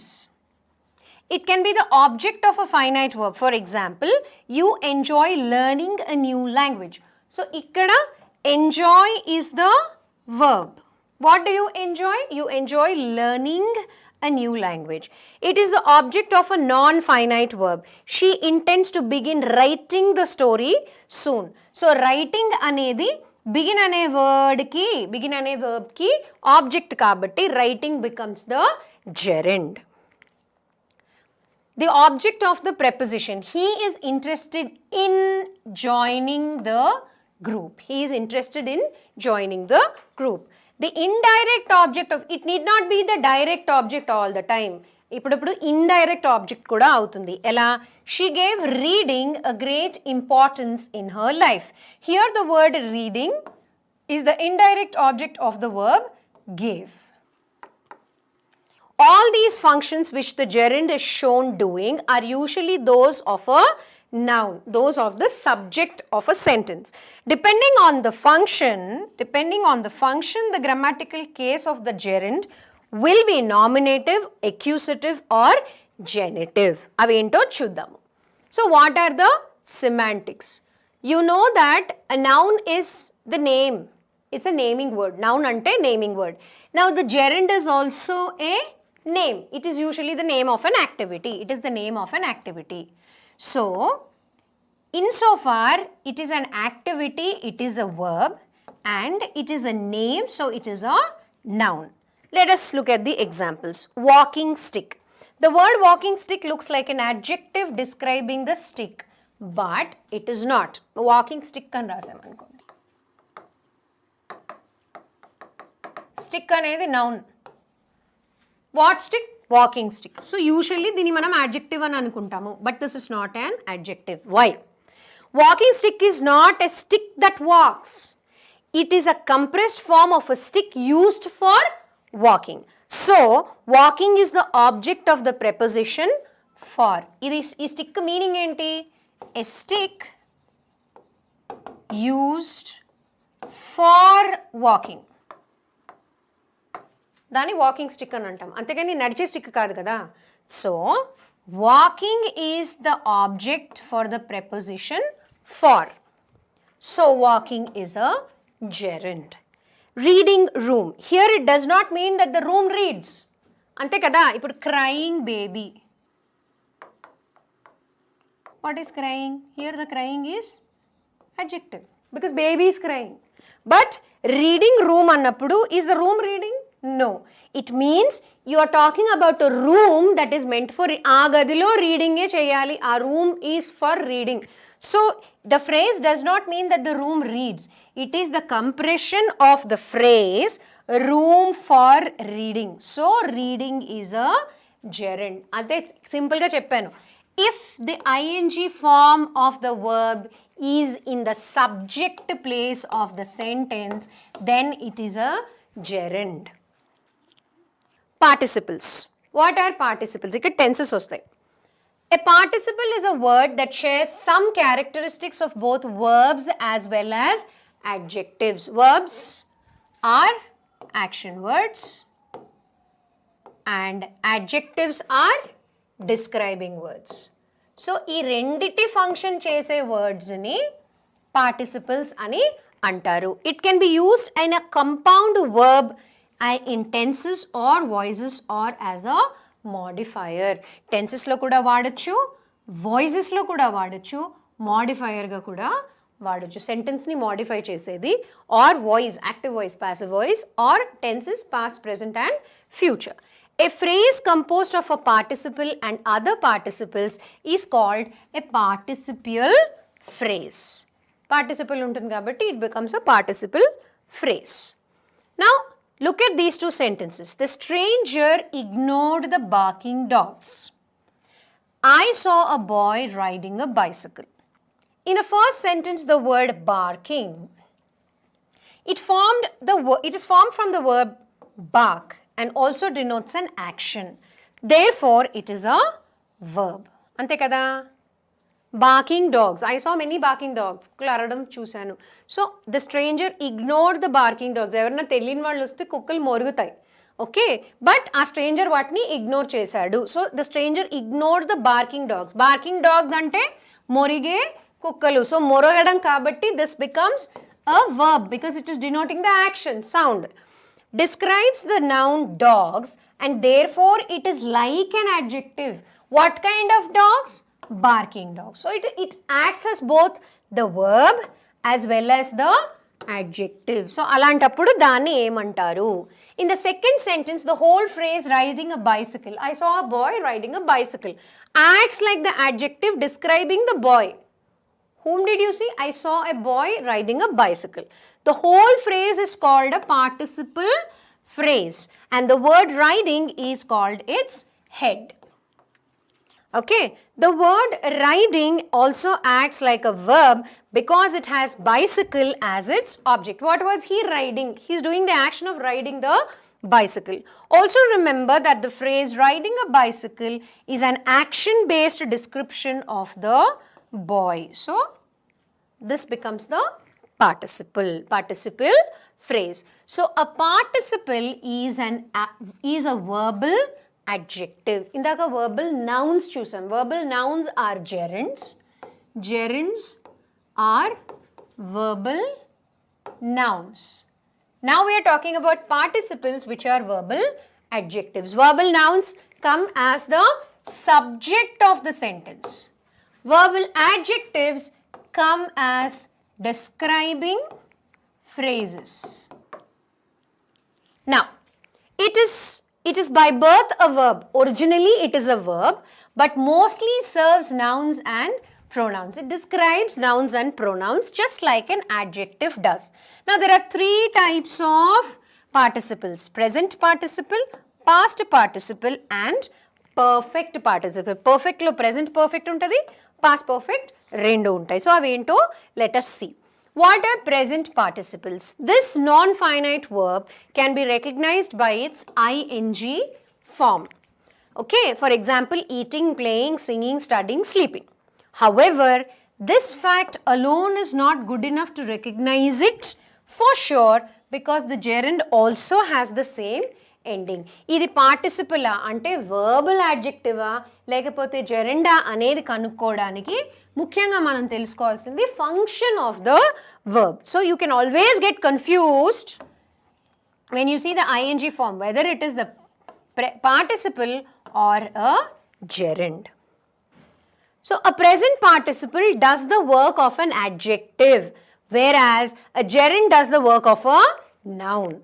Adjective, if the ing form is describing the noun or pronoun, then it becomes participle. If the ing form is the noun itself, then it becomes the gerund. Though both have the same form, ing form, they are different in the jobs or the functions. Rendo chese functions veru. ఒకటి noun function అయితే ఇంకొకటి adjective function. So depending on the function the word is doing in a particular sentence, they are called either gerunds or participles. Present participle. These two examples will make the point even more clearer. I enjoy singing. Enjoy singing anappudu singing is the object of the verb enjoy. So singing here is a gerund. She is a singing girl. Singing describes the noun girl, so singing here is the participle. If the verb is doing the function of the noun, then it's called the gerund. If the verb is doing the function of an adjective, then it is called the participle. If you want to recognize a present participle, you need to take into consideration not only its form but also its use, the job, what the word is doing in that particular sentence. Now, what is past participle? The past, all participles do not have the same type. So, they are harder, even harder to recognize. Here are some ways that can help you recognize them. Most often they end with ed, d, t, en or n. Develop, developed, hope, hoped, burn, burnt, nt, fall, fallen, grow, grown. Sometimes they are formed by making an internal change in the basic form of the verb, like sing becomes sung, win becomes won, bind becomes bound, and meet becomes met. A third way of forming a past participle is not by changing any form of the verb at all. For example, cut, put, set, beat. Beat ki bet antaru. He bet me antaru. There is no bet me. He beat me. Or I got beaten by him. The form of this particular non-finite verb depends on the previous one, that is the past participle. The form of this word is, this is perfect participle, okay? So, ikkada ee verb en lo end avutunda, t lo end avutunda, d lo end avutunda, ed lo end avutunda, n lo end avutunda ane dani meeda depend avutundi formation of perfect participle, but all the time this form will have the word having. Having sung, having won, having met, having rested, or having seen. Present participle ki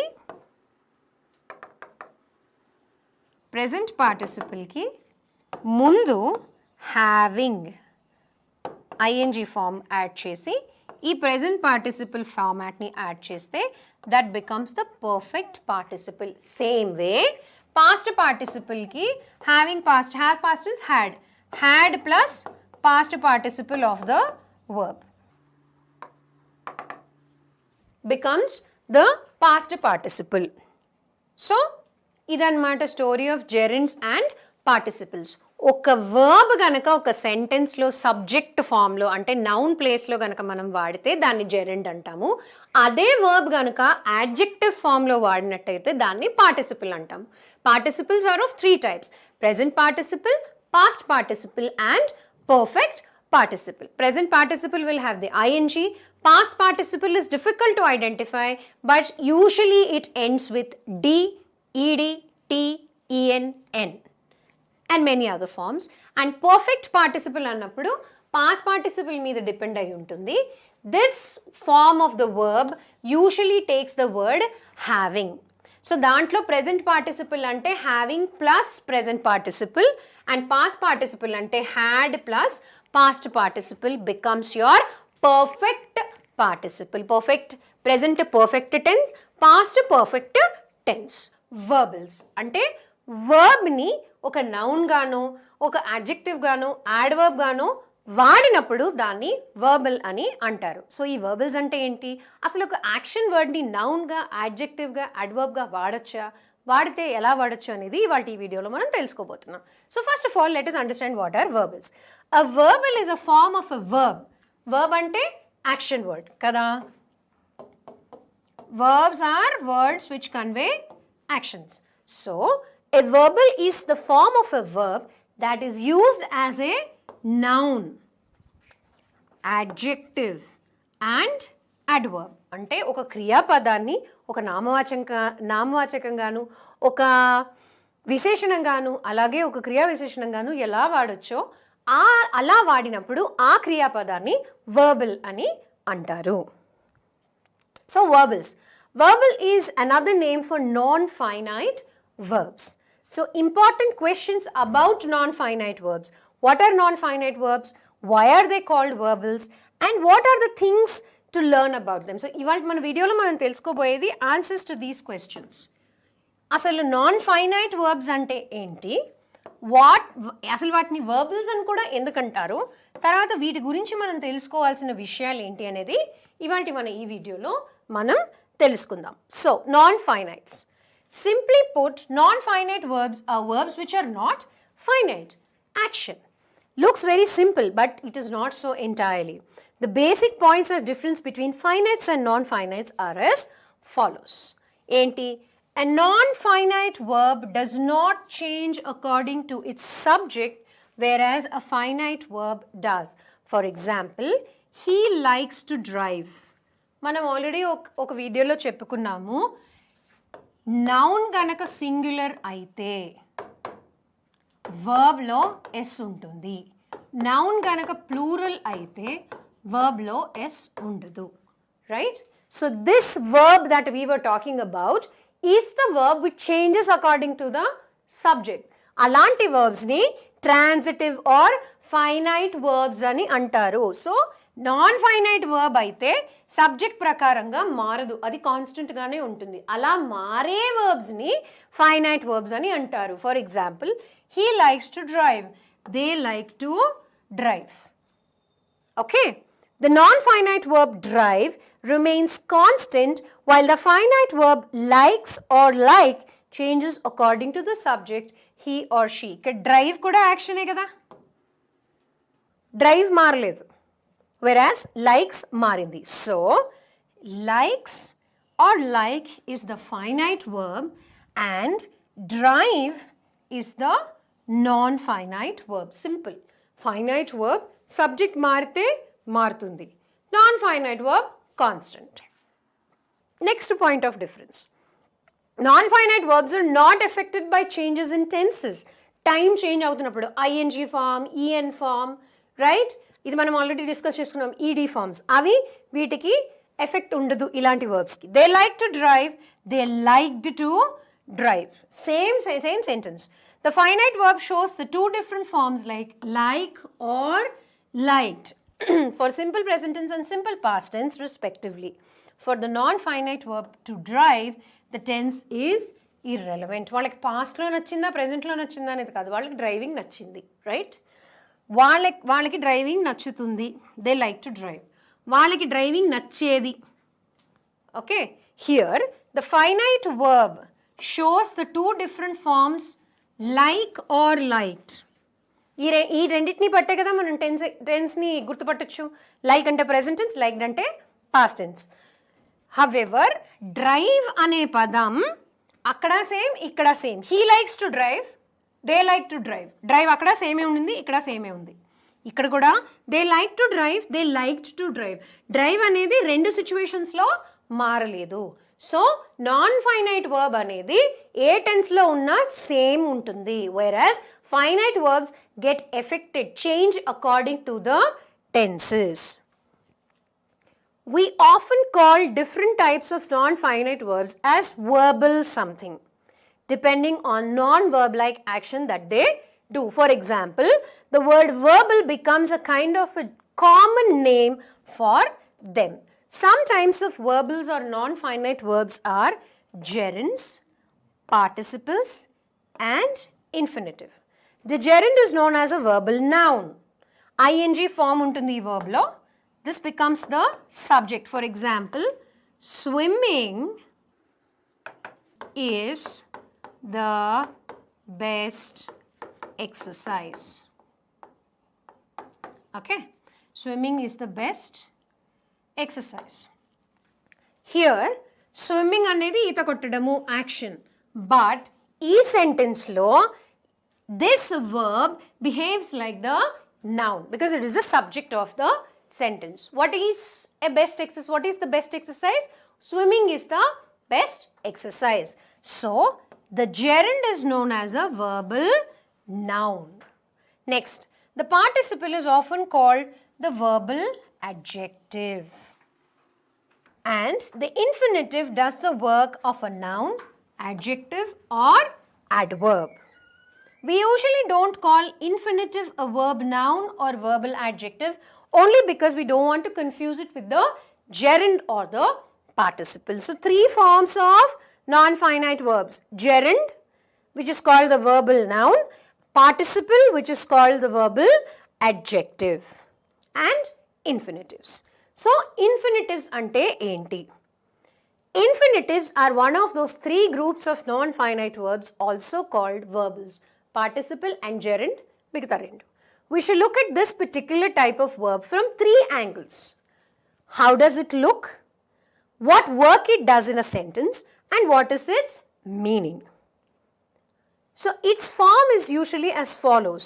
Infinitive always takes a to before it. To eat, to drink, to play, to be. In some cases, the word to is may be dropped. We speak of such a verb with the dropped to as a bare infinitive. The bare infinitive is the standard form of an English verb. Eat is the standard form of the verb. Drink is the standard form of the verb. దీనికి to add చేసినప్పుడు దీన్ని infinitive అని అంటారు. In some cases to may also not be there. Such verbs are called bare infinitives. Now, what work does this infinitive do? According to function, that is the work it does in a sentence, it could be both a verb as well as a noun. For example, I like to finish the work quickly. In this sentence, the infinitive to finish does the following jobs. What does it do? The object of the finite verb like, therefore, to finish is similar to a noun because it is an object and is a noun's job. The phrase to finish also has its own work. What does she want to finish?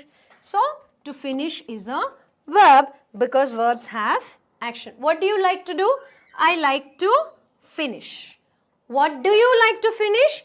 I like to finish the homework quickly. Are the difference? The adverb quickly modifies or tells you something about to finish.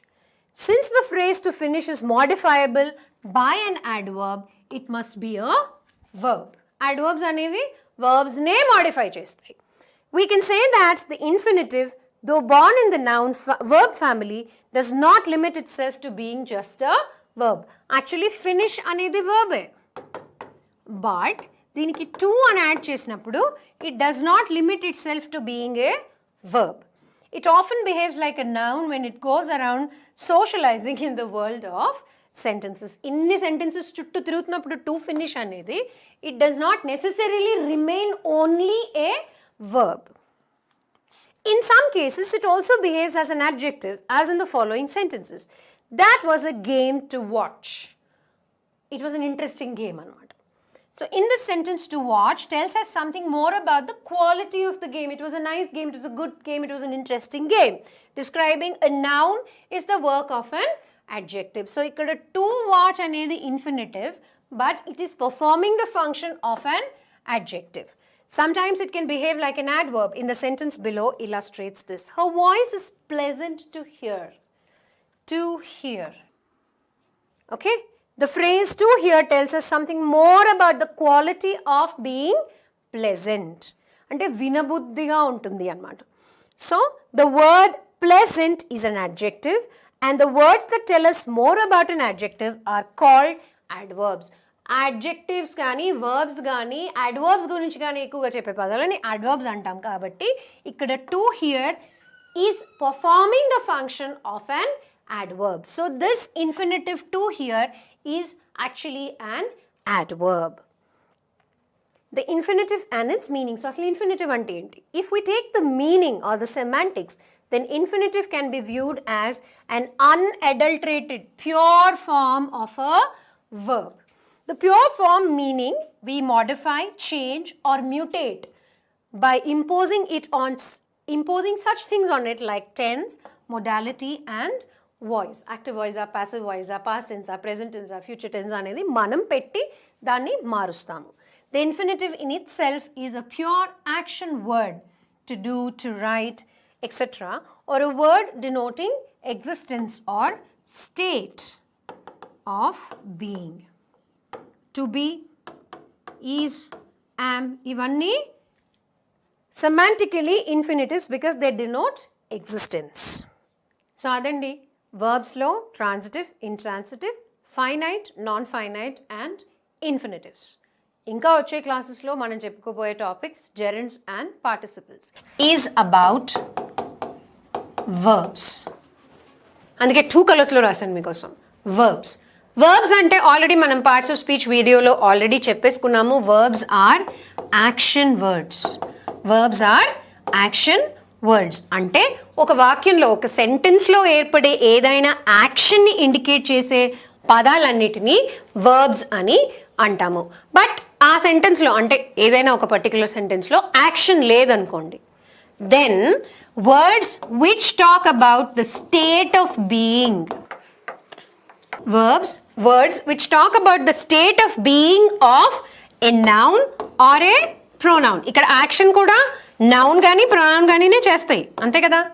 So actions done by a noun or pronoun or the state of being, వాటి state ఏంటి అని తెలిపే పదాలన్నీ verbs కిందకే వస్తాయి. So ఈరోజు మనం ఈ వీడియోలో ఈ క్లాస్లో verbs, kinds of verbs and forms of verbs గురించి తెలుసుకుందాం. చాలా ఎక్కువగా అనిపిస్తుందా? ఏమీ కంగారు పడకండి, టిప్స్ కూడా చెప్తాను. వర్బ్స్ అనే ఈ ఒకే ఒక్క part of speech is affected by time. అంటే యాక్షన్ జరుగుతోందా, జరిగిపోయిందా, లేకపోతే జరగబోతుందా, past, present and future. Past, present and future. ఈ టైంని కూడా ఈ వర్బ్సే ఇండికేట్ చేస్తాయి. అంటే if we are thorough with verbs, ఈ కాన్సెప్ట్తో థరో అయితే మనము ఇంగ్లీష్లో ఒక బేసిక్ అందరూ తడబడే టాపిక్ టెన్సెస్. ఈ టెన్సెస్ అనే టాపిక్ని వర్బ్సే మనకి తీసుకొస్తాయి. Verbs bring us to the next topic tenses. Tense is nothing but time. ఇందాకే చెప్పినట్టుగా యాక్షన్ వర్డ్స్ కాబట్టి యాక్షన్ జరిగిందా, జరుగుతోందా, లేకపోతే జరగబోయేదా ఫ్యూచర్లో. So the words which talk about time, about tense are also verbs. So let us proceed and see what are verbs basically. So verb forms. Every English verb except to be has 5 forms which vary depending on whether the verb is a regular verb or an irregular verb. Okay, అంటే అన్ని వర్బ్స్కి 4 forms ఉంటాయి. ఏంటవి?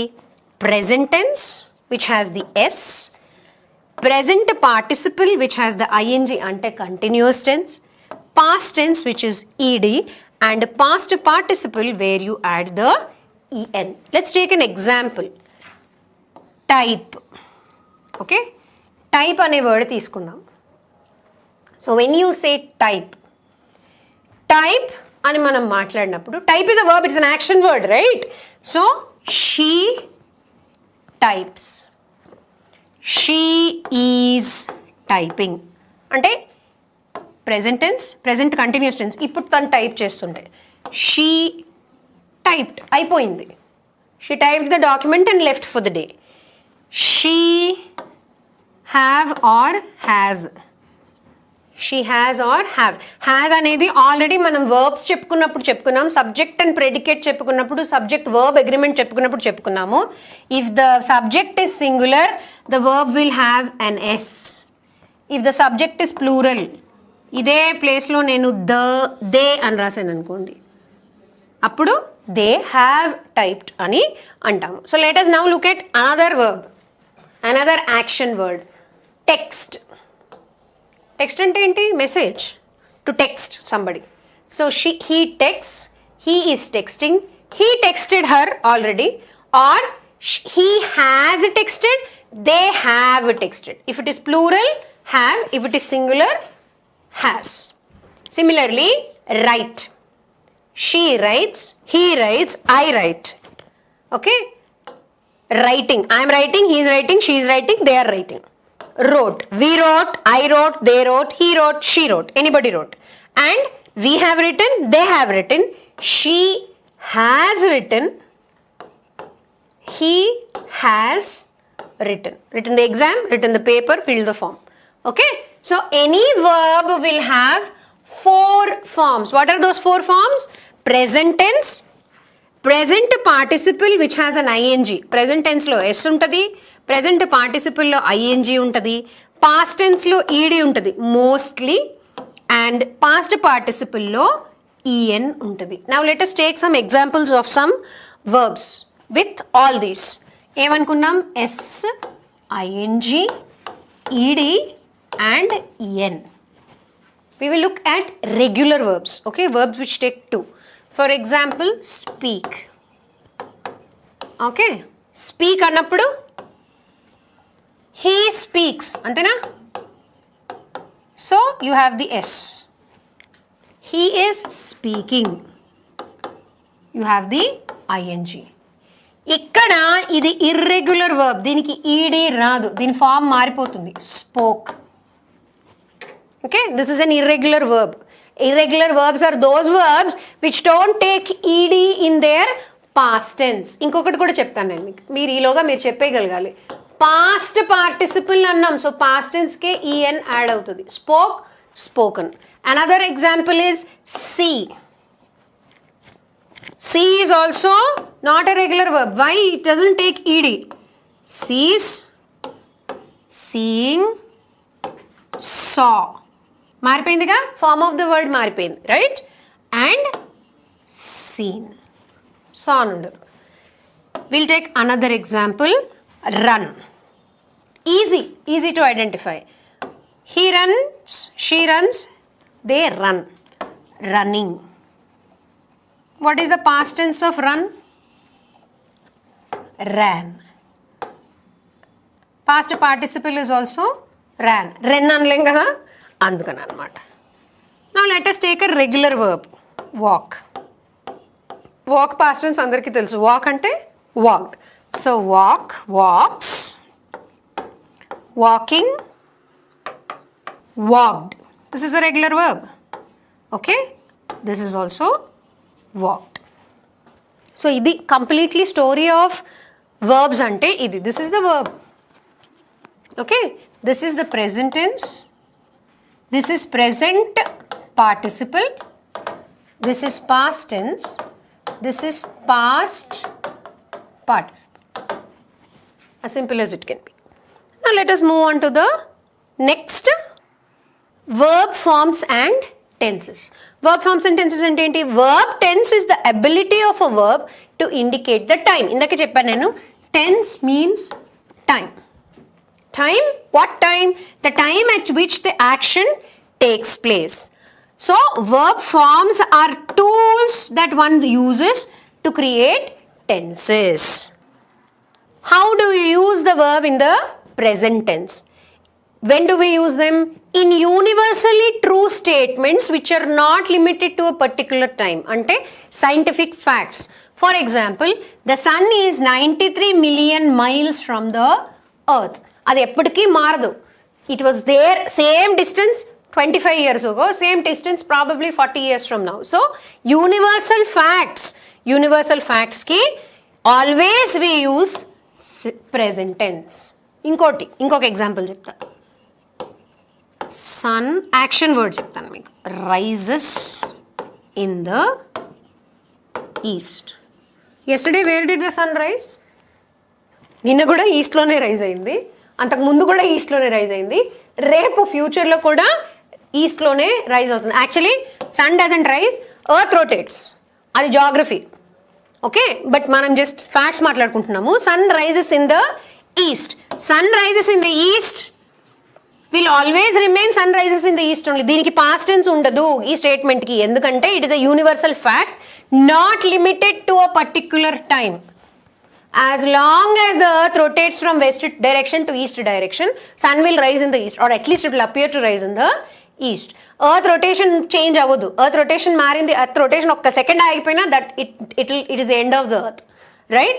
So as long as the earth is rotating, this fact that sun rises in the east will remain the same. Andukane dini universal fact annaru. Kabatte universal facts వాడినప్పుడు present tense వాడతాము. ఇంకొక example ఇచ్చాడు. In definitions, A definition అయినా కూడా present టెన్స్లోనే ఉంటుంది. మీరు any definition తీసుకోండి. Hardware is the physical system of a computer. Definitions cannot change. డెఫినేషన్ని మనం మన ఓన్ వర్డ్స్లో ఎప్పుడూ రాయలేము. డెఫినేషన్గానే నేర్చుకోవాలి, అక్కడ మెమరీ పనికి వస్తుంది, లాజిక్ పనికిరాదు. So hardware is the system of physical system, అంటే టాంజబుల్, టచ్ చేయగలిగేదాన్ని, కంప్యూటర్కి సంబంధించి టచ్ చేయగలిగేదాన్ని అన్నిటినీ హార్డ్వేర్ అంటారు. టచ్ చేయలేని దాన్ని సాఫ్ట్వేర్ అంటారు. So hardware is the physical system of a computer. Similarly ఇంకొక ఎగ్జాంపుల్, నౌన్ ఈజ్, మనం కూడా డెఫినేషన్స్ చెప్పుకున్నాగా, ఈజ్ ఏ నేమింగ్ వర్డ్. ఇది definition of noun is a naming word. This is will never become was, will never become will. It will always remain is. Universal facts and definitions గురించి మాట్లాడినప్పుడు ఎప్పుడు present టెన్సే వాడతాము. Okay, another point where we use present tense in statements about content of literature and other published works. Literature content and book publishing గురించి మాట్లాడినప్పుడు కూడా present టెన్సే వాడతాం. For example Hamlet appears extremely indecisive. Hamlet అనేది Shakespeare's famous play, అందులో hero పేరు Hamlet. Okay, it's a Shakespearean tragedy. అందులో అతను చాలా ఇండెసిసివ్, ఆ క్యారెక్టర్ ఇండెసిసివ్ అంటున్నాడు. So Hamlet appears extremely indecisive, decision తీసుకోలేకుండా వేవరింగ్లో ఉన్నాడు కాబట్టి హ్యామ్లెట్ అపియర్స్. సో ఈ ఫ్యాక్ట్ ఇలానే ఉంటుంది. It is a fact. So for all universal facts, for all definitions, for all statements of content of literature, and for habitual actions, actions which you do as a habit. For example, waking up time. What time do you get up? I get up at 6 a.m. every day. So I wake up at 6 a.m. every day. Okay, if this is true, ఇది ఒక habit అయితే I will wake up at 6 a.m. అనేది తప్పు. If you are changing this time అంటే if you want to say I will wake up at 12 noon అన్నారు అనుకోండి, it is not a part of your habit. So అలవాట్ల దైనందనీయ అలవాట్లు కూడా ప్రెజెంట్ టెన్స్లోనే ఉంటాయి. తను రోజు ఒక పర్టికులర్ టైంకి లేస్తుంది కాబట్టి ప్రెజెంట్ టెన్స్. ప్రెజెంట్ టెన్స్ అంటే వర్తమాన కాలము, వర్తమాన కాలంలోనే సూచిస్తారు ఆ యాక్షన్ని. దానికి ఫ్యూచర్ టెన్స్ అనేది ఉండదు. ఈ సమయం, ఈ టైం కనుక మారితే, ఇలా మారితే అప్పుడు ఫ్యూచర్ టెన్స్ వాడచ్చు, భవిష్యత్ కాలంలో వాక్యాన్ని నిర్మించవచ్చు.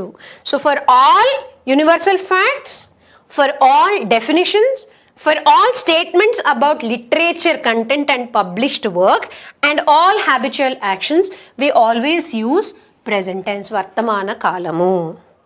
Next, when do we use present tense? We also use present tense for events that are happening now.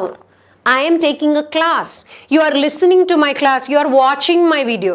So present lo vartamana kaలంలో ప్రస్తుతం జరుగుతుంది కాబట్టి for events that are currently happening. I am really mad at Anthony. Anthony అనే వ్యక్తి మీద నాకు చాలా కోపంగా ఉంది. So I am really mad at Anthony. Andrea attends mass every week. Every week, this is a habitual action. Mass అంటే church. So తను ప్రతి వారం చర్చ్కి వెళ్తుంది.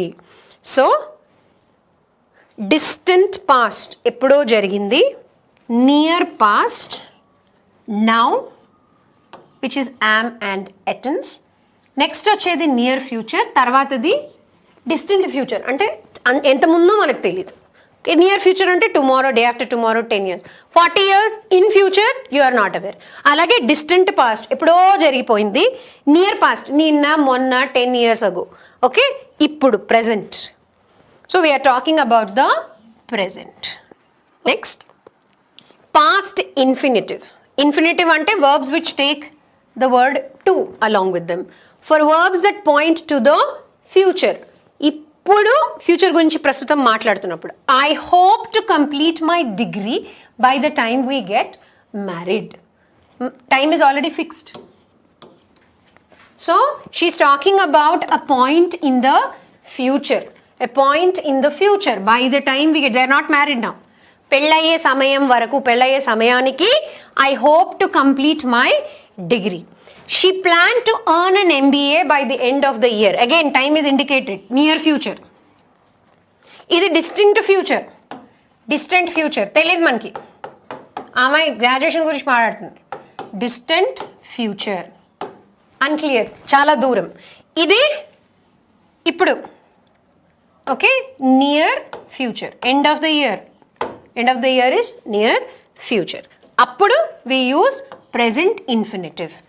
To earn, to complete.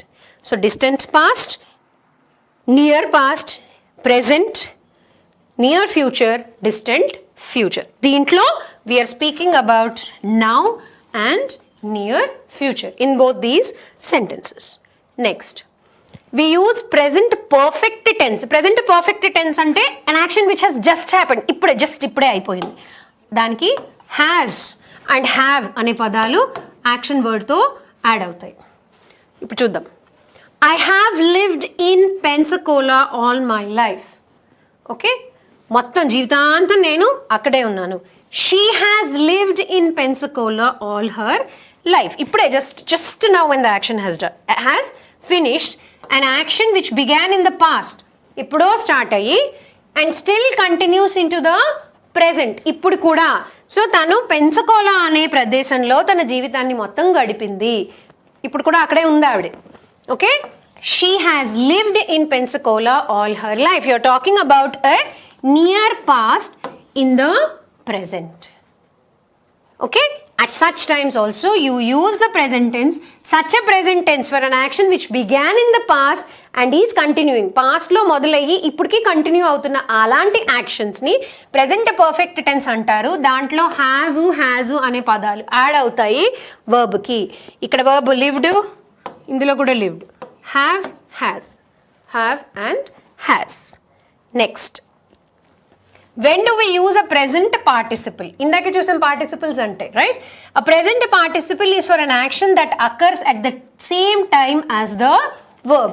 When two actions are happening at the same time, for example, speeding down the interstate, I saw a police car. Speeding down the interstate, I saw a police, a border lo, I saw a police car. నేను వెళ్తున్నాను, I am in action, I am also witnessing another action. ఇంకొక action కూడా జరగడం చూస్తున్నాను.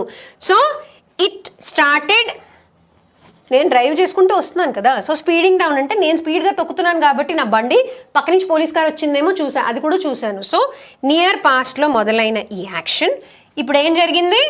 I saw a car as well. So when two actions are happening simultaneously you use the present participle. Now when do we use past tense? ఇందాక మనం చెప్పుకున్న దాంట్లో we spoke about present tense, we spoke about present participle. Now let us speak about past tense. Past tense అంటే భూతకాలం. భూతకాలం అంటే already జరిగిపోయింది, ఎప్పుడో జరిగిపోయింది. So past tense is used for an earlier action. Already జరిగిపోయిన యాక్షన్కి వాడే టెన్స్ని, వాడే వర్బ్స్ని పాస్ట్ టెన్స్ అంటారు. వాటిలో ఈడీ ఉండొచ్చు. For all regular verbs ED ఉంటుంది. For irregular verbs there is a different form of the verb, spelling మారిపోతుంది. Marvin bought a car. Marvin bought a car, ఎప్పుడో కొనుక్కున్నాడు. Marvin bought a car. ఇక్కడ మనం ఒకటి తెలుసుకోవాలండి, బాట్ అండ్ బ్రాట్కి తేడా చెప్పుకుందాం. Okay, often confused వర్డ్స్లో ఇవి కూడా ఉంటాయి, bought, brought. Okay, bought is the past tense for the verb buy. కొనుక్కున్నాడు. ఓకే, కొనుక్కున్నాడు అనడానికి బై, దానికి పాస్ట్ టెన్స్ బాట్. బ్రాట్ అనేది past tense for the word bring, తీసుకురావడానికి. తీసుకొచ్చారు లేకపోతే తీసుకొచ్చాడు అనడానికి బ్రాట్ అంటారు. So always remember, brought or అనేది ఉంటే అందులో కూడా ఆర్ ఉంటుంది. When there is an R in the present tense, there is always an R in the past tense. ఇది మీకు గుర్తుంచుకోవడానికి చెప్తున్నాను. So when you see BOUGHT, it is the past tense of buy. కొనడానికి past tense bought, తీసుకురావడానికి bring కి past tense brought. So ఇక్కడ తన car తీసుకురాలేదు, కార్ కొనుక్కున్నాడు కాబట్టి we are saying bought. So he bought a car sometime in the past. ఎప్పుడో కొనుక్కున్నాడు కాబట్టి Mervin bought a car or bought the car. We use past tense. When do we use past perfect tense? For an earlier action that is mentioned after a later action. ఇందాక కూడా మనం perfect tense వాడినప్పుడు రెండు simultaneous actions జరుగుతున్నప్పుడు present perfect tense వాడాము. ఇక్కడ ఏంటి, ముందు ఒక యాక్షన్ జరిగిపోతుంది, దాని తర్వాత కంటిన్యూ అవుతుంది ఇంకొక action. That's what it means. For an earlier action that is mentioned after a later action. Example, Mervin bought the car that he had seen advertised online. So ఒక యాక్షన్ ముందు జరిగిన తర్వాత దాని కాన్సిక్వెన్స్గా ఇంకొక యాక్షన్ జరిగింది. ముందర ఒక యాక్షన్ జరిగింది, ఏంటది? తను ఒక అడ్వర్టైజ్మెంట్ చూసి అప్పుడు కార్ కొన్నాడు. ముందు ఏం జరిగింది? అడ్వర్టైజ్మెంట్ ముందు చూసాడు. So when use so an earlier action and a later action, a resultant action. So earlier యాక్షన్కి హ్యాడ్ అనేది పెడతాం. ఆల్రెడీ మనము ప్రెజెంట్ పర్ఫెక్ట్ టెన్స్ చెప్పుకున్నప్పుడు హ్యాస్ అండ్ హ్యావ్ అనే పదాలు వాడాలి అని అనుకున్నాం కదా. సో దీనికి past tense for has and have will be had. Had is used for both singular as well as plural nouns and pronouns. So ఈ had అనేది verb ముందు పెట్టాలి అకార్డింగ్ టు మన డెఫినిషన్ పర్ఫెక్ట్ టెన్స్ లో. ఈ had అనేది ఏ action కి పెడతారు? రెండు యాక్షన్లు జరుగుతాయి పర్ఫెక్ట్ టెన్స్, రైట్?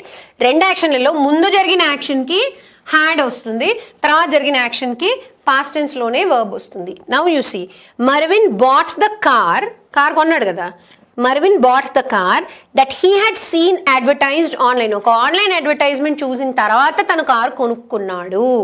సో ముందేం జరిగింది? కార్ కొనడమా లేకపోతే అడ్వర్టైజ్మెంట్ చూడడమా? ముందు అడ్వర్టైజ్మెంట్ చూసాడు. So earlier action will have the had participle and later action will be in past tense. ఇందాకే చెప్పుకున్నాం, bought is the past tense for the word buy. Clear? So distance past లో జరిగిన ఒక action results in an action that happened in the near past. He had seen an advertisement, as a result he bought a car. This kind of sentence where an earlier action results in a newer action in the past, such a sentence is said to be in past perfect tense. Okay, moving on to future tense. Future tense అంటే భవిష్యత్ కాలము. భవిష్యత్తులో అంటే రేపు, ఎల్లుండి, తర్వాత, ఈ క్షణం తర్వాత జరిగేదాన్ని భవిష్యత్ కాలం అంటాం. So when do we use future tense? Future tense is used for actions that will be completed later. We don't know when in the future.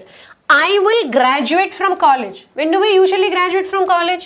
In 3 years, 5 years, depending on the course. So I will graduate from college. So it is, you're talking about a near future. ఎందుకంటే time fixed, 3 years or 5 years. Time is fixed కాబట్టి I will graduate from college is a near future. Distant future అంటే when you have not decided about anything. So use future perfect tense for an action that will have been completed at a specific time in future in relation to another specific time. Rendu specific perfect tense, always remember, in perfect tense you have two simultaneous actions happening, that is present perfect. Okay, ప్రతిసారి రెండు actions ఉంటాయి, రెండు times mention చేసి ఉంటాయి. రెండు simultaneous actions ఉంటే అది present perfect tense ఇప్పుడు జరుగుతున్నప్పుడు. ఓకే, ఒక యాక్షన్ పాస్ట్లో జరిగి ఒక యాక్షన్ రిజల్ట్ అయితే, ఆ యాక్షన్కి రిజల్ట్ అయితే దట్ బికమ్స్ పాస్ట్ పర్ఫెక్ట్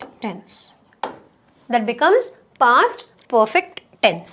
ఇప్పుడు మనం ఫ్యూచర్ టెన్స్ గురించి మాట్లాడుతున్నాము. ఫ్యూచర్ పర్ఫెక్ట్ టెన్స్లో రెండు టైమ్స్ మెన్షన్ చేసి ఉంటాయి ఆల్రెడీ. పర్ఫెక్ట్ అంటేనే రెండు. సో ఇందులో ఏంటి రెండు times? an action will be completed at a specific time in the future in relation to another. రెండు స్పెసిఫిక్ టైమ్స్ మెన్షన్ చేసి ఉంటాయి.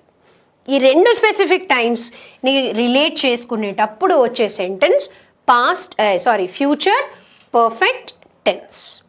ఓకే, ఫర్ ఎగ్జాంపుల్ బై 2020, ఇప్పుడు మనం 2022 కానీ 2023 కానీ రాద్దాం. Okay, because 2020 is over.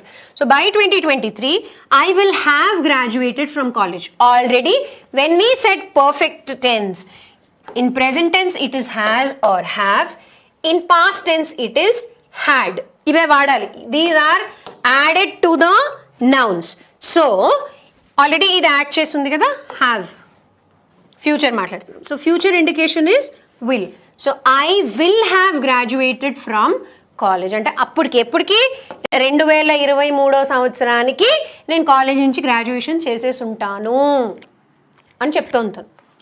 By 2023, one specific time in the future in relation to another specific time. What is the other specific time? Your time for graduation. So if you join in the college in 2021, by 2023, or if you join in college in 2020, by 2023 you will have graduated from college. So oka specific time ki inko specific time ki madhyalo relation conduct chestayi. So rendu times mention chestunnai, rendu future ni indicate chestunnai kabatti future perfect tense. Near future okati, distant future okati. So that was about tenses. Tenses are decided by verbs.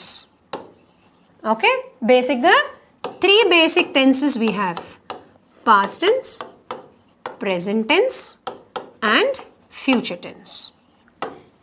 Right? That is, first one is simple, second one is continuous. Continuous ante ing. Then third one is perfect. Simple లో S ఉంటుంది, కంటిన్యూస్లో ING ఉంటుంది, దీనిలో has, have. Okay, along with the verb. Sorry, this is okay. Let me make this present tense. Now let us talk about past tense. Past టెన్స్లో ఇక్కడ ఏమీ ఉండదు. ఇక్కడ ఈడీ, ఇక్కడ ఐఎన్జీ ఉంటుంది, ఇక్కడ ఈడీ ఉంటుంది, ఇక్కడ హ్యాడ్ ఉంటుంది. Had is used for both singular as well as plural. So ed or changed form of the verb, again ed plus ing and had. Future will, okay, will plus ing. Idi will plus has or have. Boss, ee table నేర్చుకోండి, ఈ table నేర్చుకోండి. దీంట్లోనే వర్బ్స్ని substitute చేయండి. Any verb you take. Sing, okay, dance, talk, shout, scream, teach, learn. You take any verb. అన్ని వర్బ్స్ని ఈ టేబుల్లో పెట్టండి. You have mastered the tense table. Verbs. Verbs అంటే ఏంటి, వర్బ్స్ ప్రకారాలు ఏంటి, అంటే టైప్స్ ఆఫ్ వర్బ్స్ ఏంటి అనేది వాటి వీడియోలో తెలుసుకోవడానికి ప్రయత్నిద్దాం. సో వర్బ్స్, మనం ఆల్రెడీ పార్ట్స్ ఆఫ్ స్పీచ్ క్లాస్లో వర్బ్స్ అనేవి యాక్షన్ వర్డ్స్ అంటే క్రియాపదాలు అని చెప్పుకున్నాము. కానీ ఇవాళ మన ఈ వీడియోలో మనం చెప్పుకోబోయేది verbs and types of verbs. So ముందుకెళ్దాం. What are verbs? సో వర్బ్స్లో రెండు ప్రకారాలు ఫస్ట్గా మనం తెలుసుకోవాలి. ఒకటి ఫైనైట్ వర్బ్స్, ఇంకొకటి ఇన్ఫైనైట్ వర్బ్స్. ఫైనైట్ అంటే కౌంటబుల్, ఇన్ఫైనైట్ అంటే అన్కౌంటబుల్. అంతే కదా మనకు తెలిసింది. బట్ వర్బ్స్ డెఫినేషన్లో ఫైనైట్ అండ్ ఇన్ఫైనైట్ వర్బ్స్ ఏంటో ఇవాళ మన ఈ క్లాస్లో మనం తెలుసుకుందాం. So what are finite verbs? A finite verb is considered transitive or intransitive depending upon its relationship with some other words in the sentence. అంటే ఒక వర్బ్ చేసే యాక్షన్ని బట్టి యాక్షన్ ట్రాన్స్ఫర్ అవుతుందా లేకపోతే ట్రాన్స్ఫర్ అవ్వదా అనే ఫ్యాక్ట్ మీద డిపెండ్ అయిన వర్బ్స్ని ఫైనైట్ వర్బ్స్ అని అంటారు. అంటే ఏంటి అసలు వర్బ్ అంటే ఏంటి? ఇందాక మనం చెప్పుకున్నట్టుగా a verb is a word that expresses action, అంటే జరిగే యాక్షన్, జరగబోయే యాక్షన్, జరిగిపోయిన action, right? Makes a statement and links relationships. ఒక పదానికి ఇంకొక పదానికి జాయిన్ చేసి దానికి ఉన్న రిలేషన్షిప్ని ఎక్స్ప్లెయిన్ చేసే వర్డ్స్ వర్బ్స్ అవుతాయి. స్టేట్మెంట్స్ అంటే state of an object, state of a noun, is, was, are లాంటి పదాలు అనమాట. ఇవి plus expresses action, sing, dance, ఇలాంటి వాటిని వర్బ్స్ అంటారు. ఇది మనందరికీ తెలిసిందే. What next? Firstly what are transitive verbs? Transitive verbs అంటే ఒక యాక్షన్ ట్రాన్స్ఫర్ అవుతుంది, డూయబుల్ యాక్షన్ ఏదైనా ట్రాన్స్ఫర్ అవుతున్నప్పుడు దాన్ని ట్రాన్సిటివ్ వర్బ్ అని అంటారు. Let's learn what is the definition. A transitive verb has 2 characters. Transitive వర్బ్కి 2 క్యారెక్టర్స్ ఉంటాయి. ఏంటది? First, it is an action verb. It conveys an action, expresses a doable action. మనం చేయగలిగే పనిని ఎక్స్ప్రెస్ చేస్తుంది. Like kick the ball, want a chocolate, paint the wall, write a book, eat your food, clean your room. So ఇవన్నీ doable actions, చేయగా చూస్తాం మనం, right? So వీటిని transitive verbs అని అంటారు. First characteristic. Second characteristic, second, it must have a direct object, something or someone who receives the action, right? ఇప్పుడు ఇందాక నేను చెప్పి ఫస్ట్ వర్బ్ తీసుకోండి. Kick is the first verb. Tom kicked the ball. Okay, as per the definition of transitive verb is an action verb, Okay, so already kick anedi action tannadamu, ball ni tannadani. Okay, it is an action verb. Now, it must have a direct object. Subject predicate video lo manam cheppukunnamu. Object ante action ni receive cheskunedi object, right? So, something or someone who receives the action of the verb. So, ikkada action chesedi Tom. Enta action? Kicking is the action. What is he kicking? What is the object? Ball is the object. So, kicked becomes transitive verb. Hence proved. Enti? Transitive verb is an action word which has a direct object which is receiving the action. Let's move on. So, transitive verbs. Look at these sentences. He met her yesterday. He met her yesterday. Meet anedi verb. Endukante meeting. Right? Her direct object undi kabatti the verbs met is a transitive verb. Next, she wrote a story last year. What did she write? She wrote a story. Rust destroys iron. Tuppu padite inumu paadautundi. Ala. Okay, rust destroys iron. Destroys what? Iron. So, all the three words that you have seen, met, wrote and destroys, answer the questions whom or who or what. In each sentence, you ask the question whom or what. Whom did he meet yesterday? He met her yesterday. Your answer is the object. What did she write last year? She wrote a story last year. What does rust do? Rust destroys iron. You will get the answers as follows. Sentence 1. Whom did he meet? Met whom? Met her. Wrote what? What did she write? She wrote a story. Destroys what? Rust destroys what? Rust destroys iron. Whom in the question for human beings and what for things and also animals. Questions frame చేసేటప్పుడు whom అనేది వ్యక్తుల కోసము, what అనేది జంతువులు లేదా పక్షులు లేదా వస్తువుల కోసము క్వశ్చన్స్ ఫ్రేమ్ చేసేటప్పుడు వాడాలి. So the words her, story and iron in these sentences above are called objects. A transitive verb is therefore a verb which has an object. Okay, ఇంకొక ఎగ్జాంపుల్ చెప్తాను. Birds fly in the sky. Right?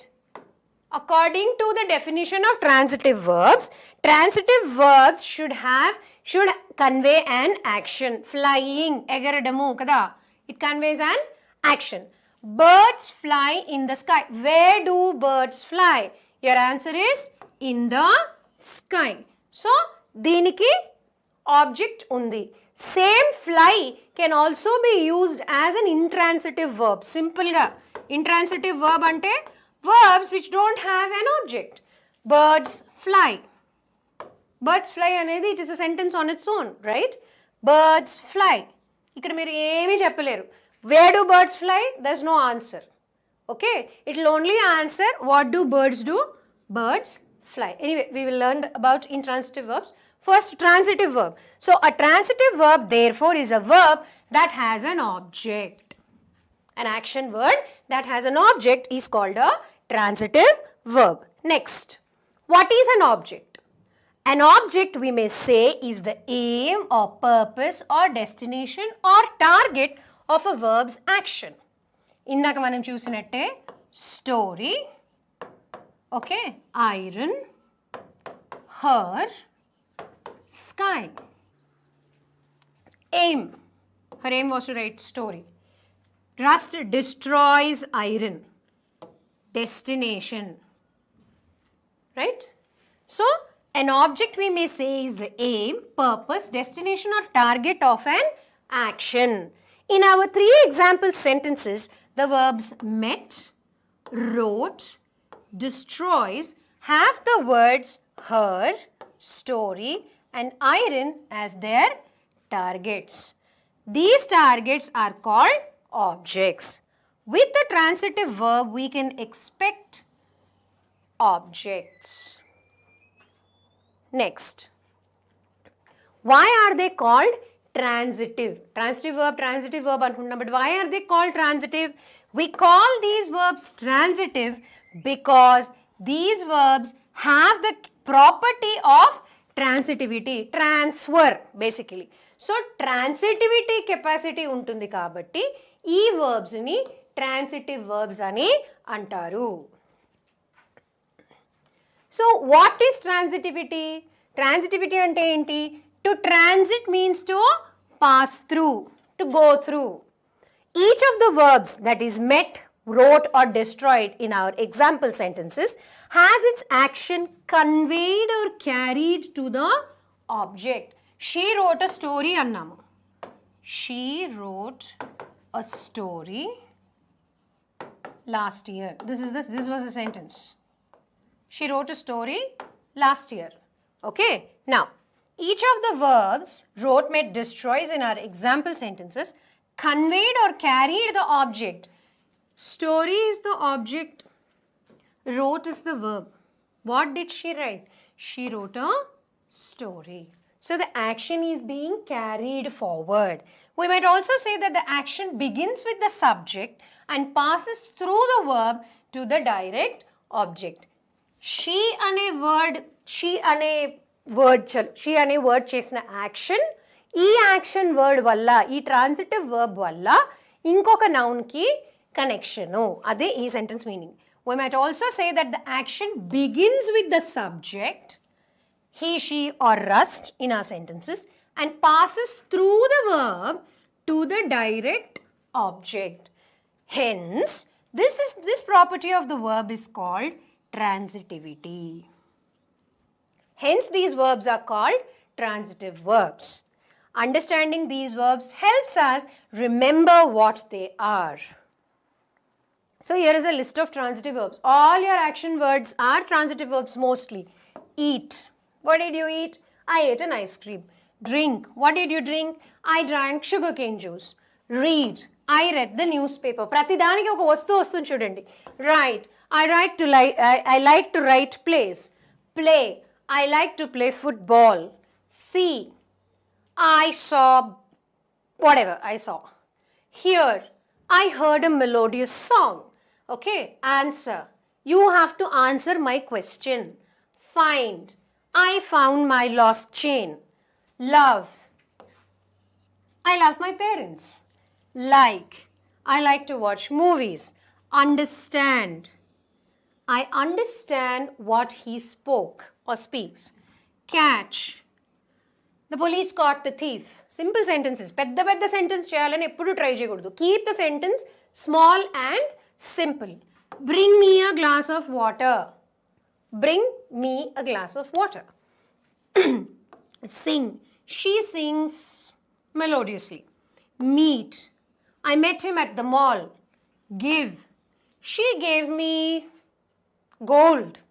Why? People can give gold kada. Take.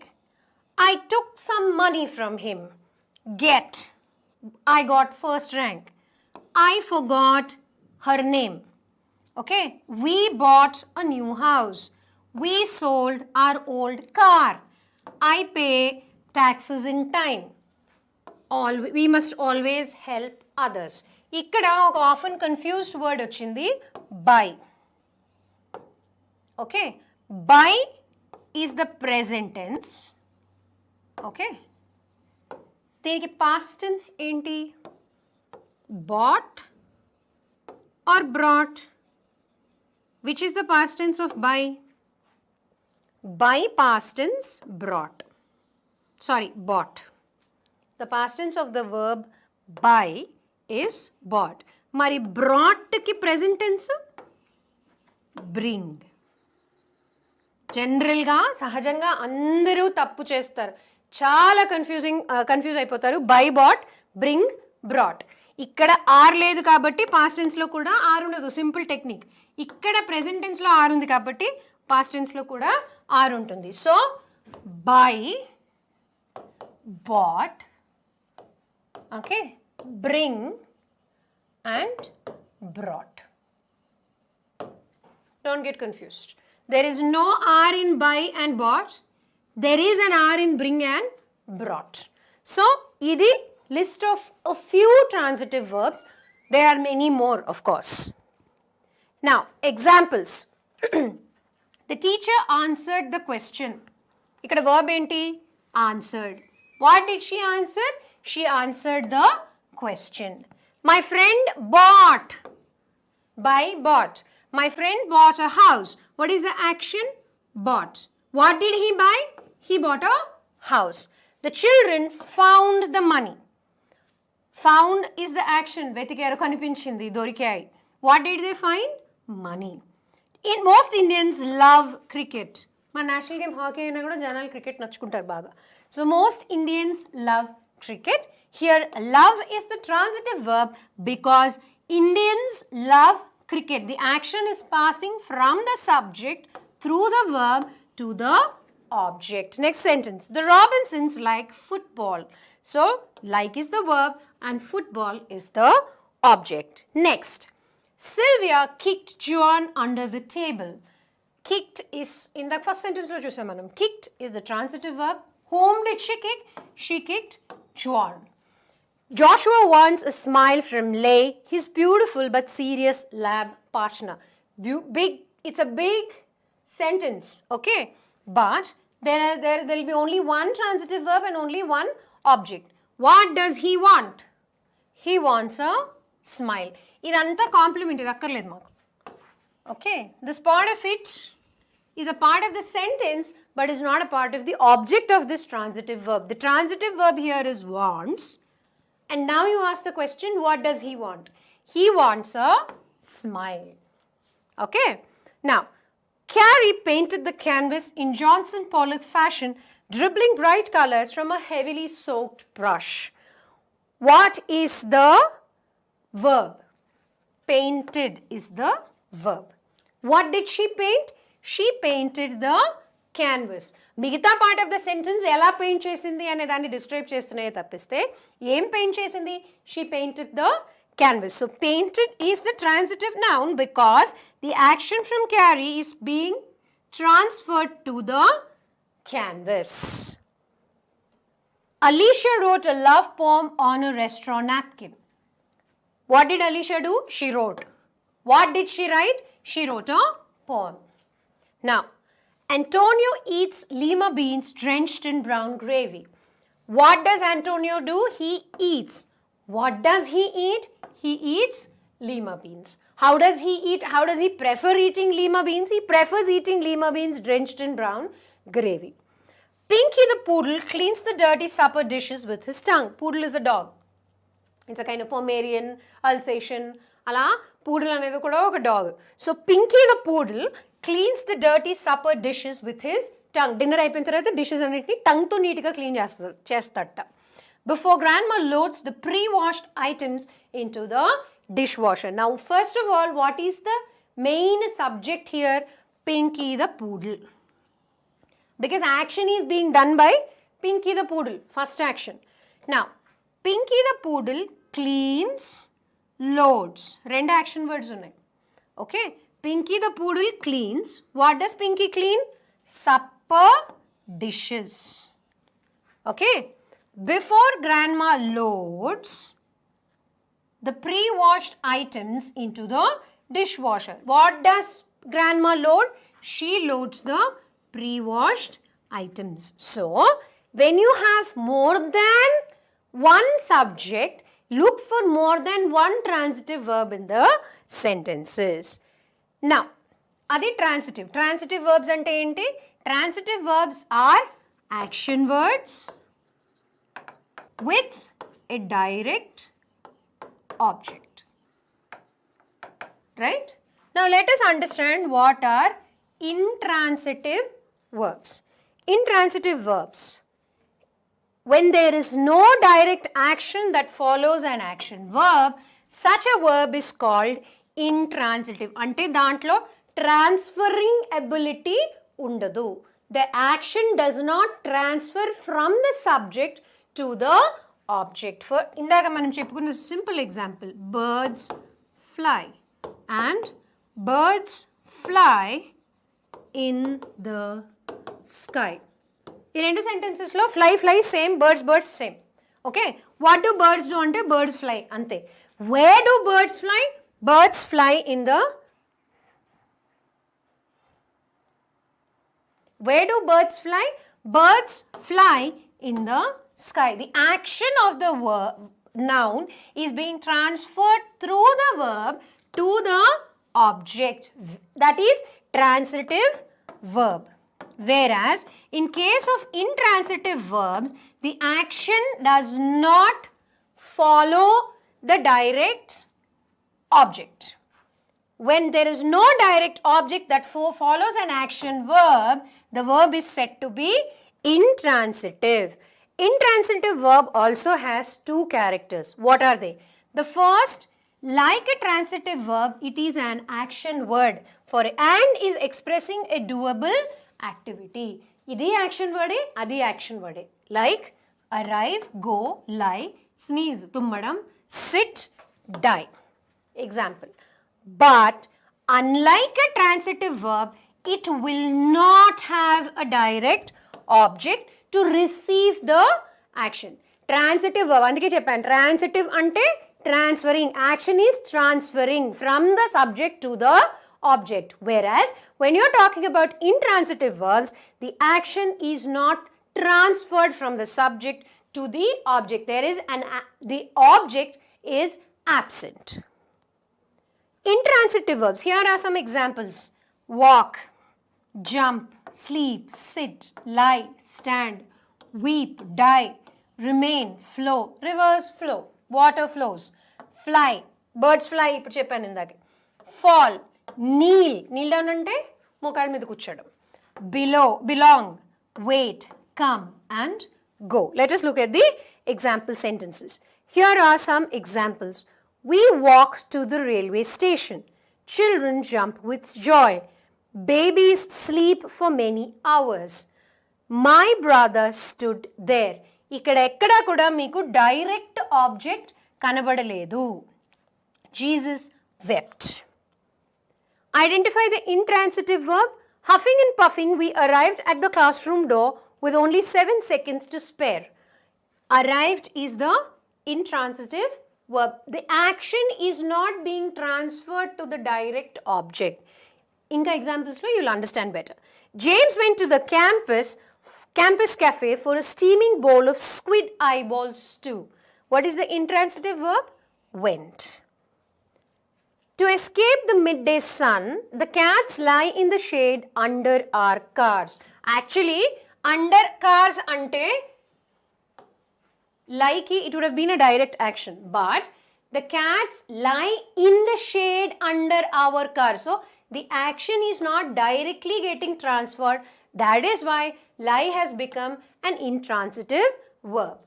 Around fresh ground pepper, Cheryl sneezes with violence. Cheryl sneezes. Ante.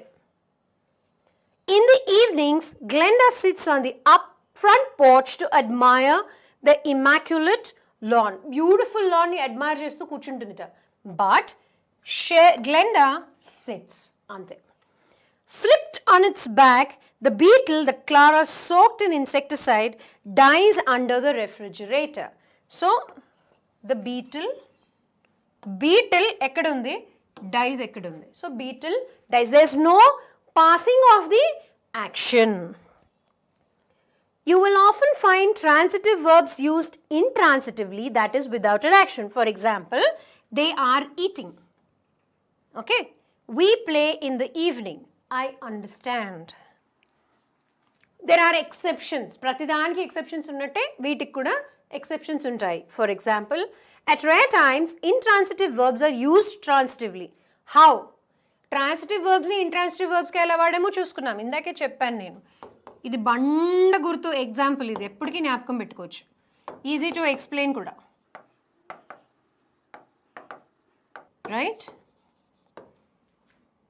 So ఇక్కడ fly అనేది intransitive because action pass అవ్వట్లేదు. Birds fly in the sky అనేది transitive. However intransitive వర్బ్స్ని కూడా transitive వర్బ్స్గా వాడచ్చు. For example, how did you cover all that distance? అంత దూరం, అంత distance ఎలా కవర్ చేశారంటే, we walked it. We walked the distance. Here walked has the object it in this sentence. I cannot stand such nonsense. Stand, I can't take so much of nonsense. So stand is the verb which has nonsense as its object in this sentence. Some more examples where the verb can be used as both transitive as well as intransitive. Realize that many verbs can be used as both transitive, and its fly is the best example. An action verb with a direct object is transitive, while an action verb with no direct action is intransitive. Some verbs such as arrive, go, lie, sneeze, sit and die are always intransitive, but it is because it is impossible for a direct object to follow them. Other action verbs, however, can be either transitive or intransitive depending on what follows them in the sentence. Ante arrive, go, lie, sneeze, sit and die. ఎప్పటికీ direct object follow అవ్వదు కాబట్టి అవి compulsory ఎప్పుడూ ఇంట్రాన్సిటివ్గానే ఉంటాయి. Object transfer అవ్వదు action. However మిగతా action words సిచ్యువేషన్ని బట్టి ట్రాన్సిటివ్గాను ఇంట్రాన్సిటివ్గాను వాడుకోవచ్చు. Because of blood sugar problems, Rosa always eats before leaving to or leaving for school. ఇక్కడ eats అనేది direct object లేదు. Eats what? Nothing is mentioned. She just eats before she goes for school. If there is no leftover pizza, Rosa usually eats whole grain cereal. So ఇక్కడ తను cereal తింటుంది. Eats whole grain cereal. So eats here is a transitive verb because eats what? She eats whole grain cereal. So now I think it is clear. Verb తర్వాత ఇమ్మీడియట్గా object direct object వస్తే అది transitive verb. Verb తర్వాత ఇమ్మీడియట్గా direct object రాకపోతే that becomes intransitive verb. During cross country practice Damian runs over hills, through fields, across the river and along the highway. Runs, there is no direct object. What does he run అనలేం కదా. So runs here is the intransitive verb. ఇప్పుడు in the spring Damien will run his first marathon. Now you ask, what will Damien run? He will run marathon. Marathon అంటే ఒక type of race, running race. So besides transitive and intransitive verbs, we also have linking verbs in the finite verbs family.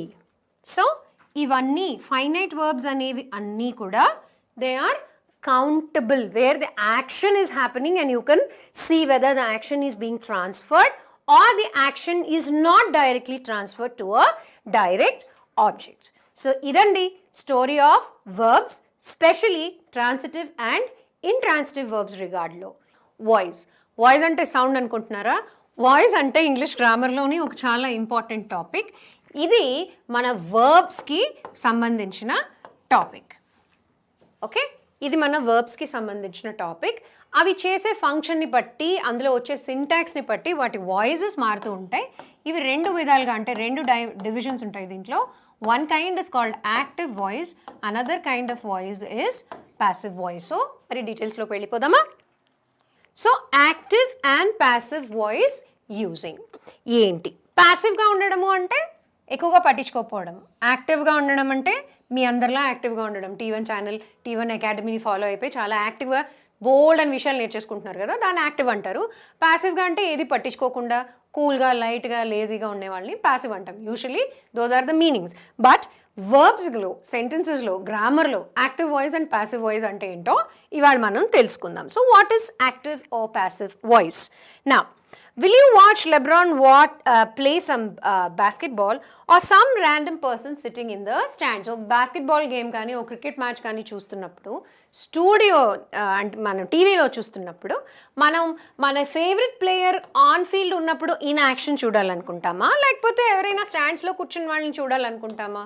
Obviously మన answer మన favourite player ఆడడమే మనం చూడాలనుకుంటామా. ధోని కావచ్చు, కోహ్లీ కావచ్చు, ఇంకెవరైనా కూడా కావచ్చు. సో అసలు వాయిస్ అంటే ఏంటి, యాక్టివ్ అంటే ఏంటి, ప్యాసివ్ అంటే ఏంటి?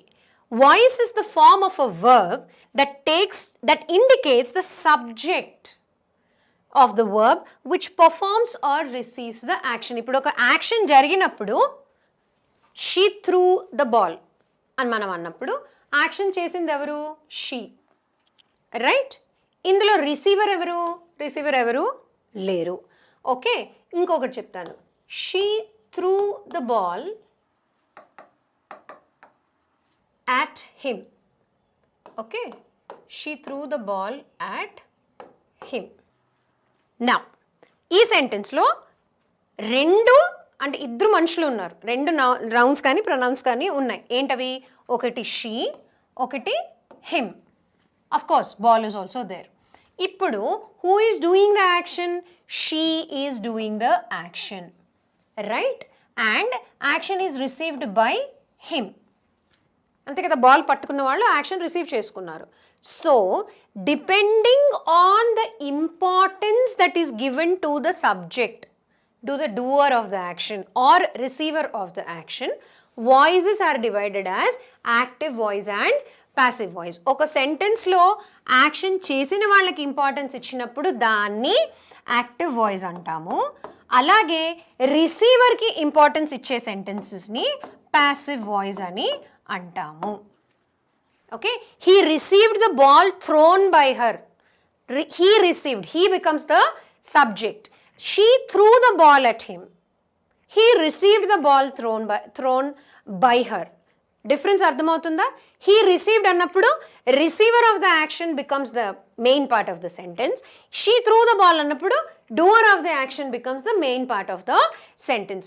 Doer కి ఇంపార్టెన్స్ ఇచ్చినప్పుడు యాక్టివ్ వాయిస్, రిసీవర్కి ఇంపార్టెన్స్ ఇచ్చినప్పుడు ప్యాసివ్ వాయిస్ అని అంటాము. There are two types of voices. One is active voice, the other is passive voice. So what is active voice? Active voice is used to show that the subject of the sentence is the cause or performance of the action. Action చేసేది కానీ action జరిగేది కానీ subject వల్ల జరిగినప్పుడు ఆ సెంటెన్సెస్ని active voice sentences అని మనం అంటాము. For example, LeBron threw the basket ball before the buzzer. Buzzer కొట్టే ముందే బాస్కెట్లో బాల్ వేశాడు. Okay, LeBron shot the basket ball from the free throw line నుంచి బాల్ విసిరాడు. LeBron scored 3 points. ఇక్కడ ప్రతి చోట డూవర్ ఆఫ్ ది యాక్షన్ ఎప్పుడైనా గుర్తుంచుకోండి, the person who is doing the action, doer of the యాక్షన్కి ఇంపార్టెన్స్ ఇచ్చినప్పుడు ఆ సెంటెన్స్లన్నీ యాక్టివ్ వాయిస్లో ఉన్నట్టు. ఇక్కడ doer of the action is LeBron. ప్రతి చోట LeBron threw the ball, LeBron shot the ball, LeBron scored points. So because the doer of the action is being given importance, these sentences are said to be in active voice. Next, passive voice. Passive voice is used when the subject is the recipient, receiver of the action. Action receive చేసుకునే వాళ్ళు సబ్జెక్ట్లోకి వస్తే దాన్ని passive voice అంటారు. The ball was thrown by LeBron. The basket was shot by LeBron. The score was made by LeBron. ఇక్కడ doer of the action subject object ప్లేస్లో కానీ predicate ప్లేస్లో కానీ ఉండి రిసీవర్ ఆఫ్ ద యాక్షన్ ఎవరి మీద అయితే యాక్షన్ జరిగిందో అవి సబ్జెక్ట్ ప్లేస్లో ఉన్నాయి కాబట్టి ఈ సెంటెన్సెస్ అన్నీ ప్యాసివ్ వాయిస్ అని అంటారు. Very easy. Another point is the use of the word by. ఒక సెంటెన్స్లో కనుక బై అనే పదం చూస్తే అది ఇండైరెక్ట్గా డూవర్ ఆఫ్ ద యాక్షన్కి ఇంపార్టెన్స్ ఇస్తోంది, డూవర్ ఆఫ్ ద యాక్షన్కి ఇంపార్టెన్స్ ఇవ్వట్లేదు. బై అంటే యాక్షన్ చేసేవాళ్ళు దాని తర్వాత వస్తారన్నమాట. So that is why those sentences where you see the word by, blindly you can say that they are in passive voice. Or if the doer of the action is in the predicate form and the receiver of the action is in the subject form, then such sentences are said to be in passive voice. Next. So how does it matter? Why should we learn? Asal active voice, passive voice నేర్చుకునే అవసరం ఏముంది? To get stronger writing uses active voice. మనం ఇప్పుడు competitive ఎగ్జామ్స్లో general essays ఉంటాయి. నార్మల్గా కూడా మన థాట్స్ని మన ప్రాసెసెస్ని పేపర్ మీద పెట్టినప్పుడు మనం ఎలా రాస్తాము? What thought process do we use? Basically active వాయిస్నే వాడాలి. ఎందుకు యాక్టివ్ వాయిస్ని వాడాలి?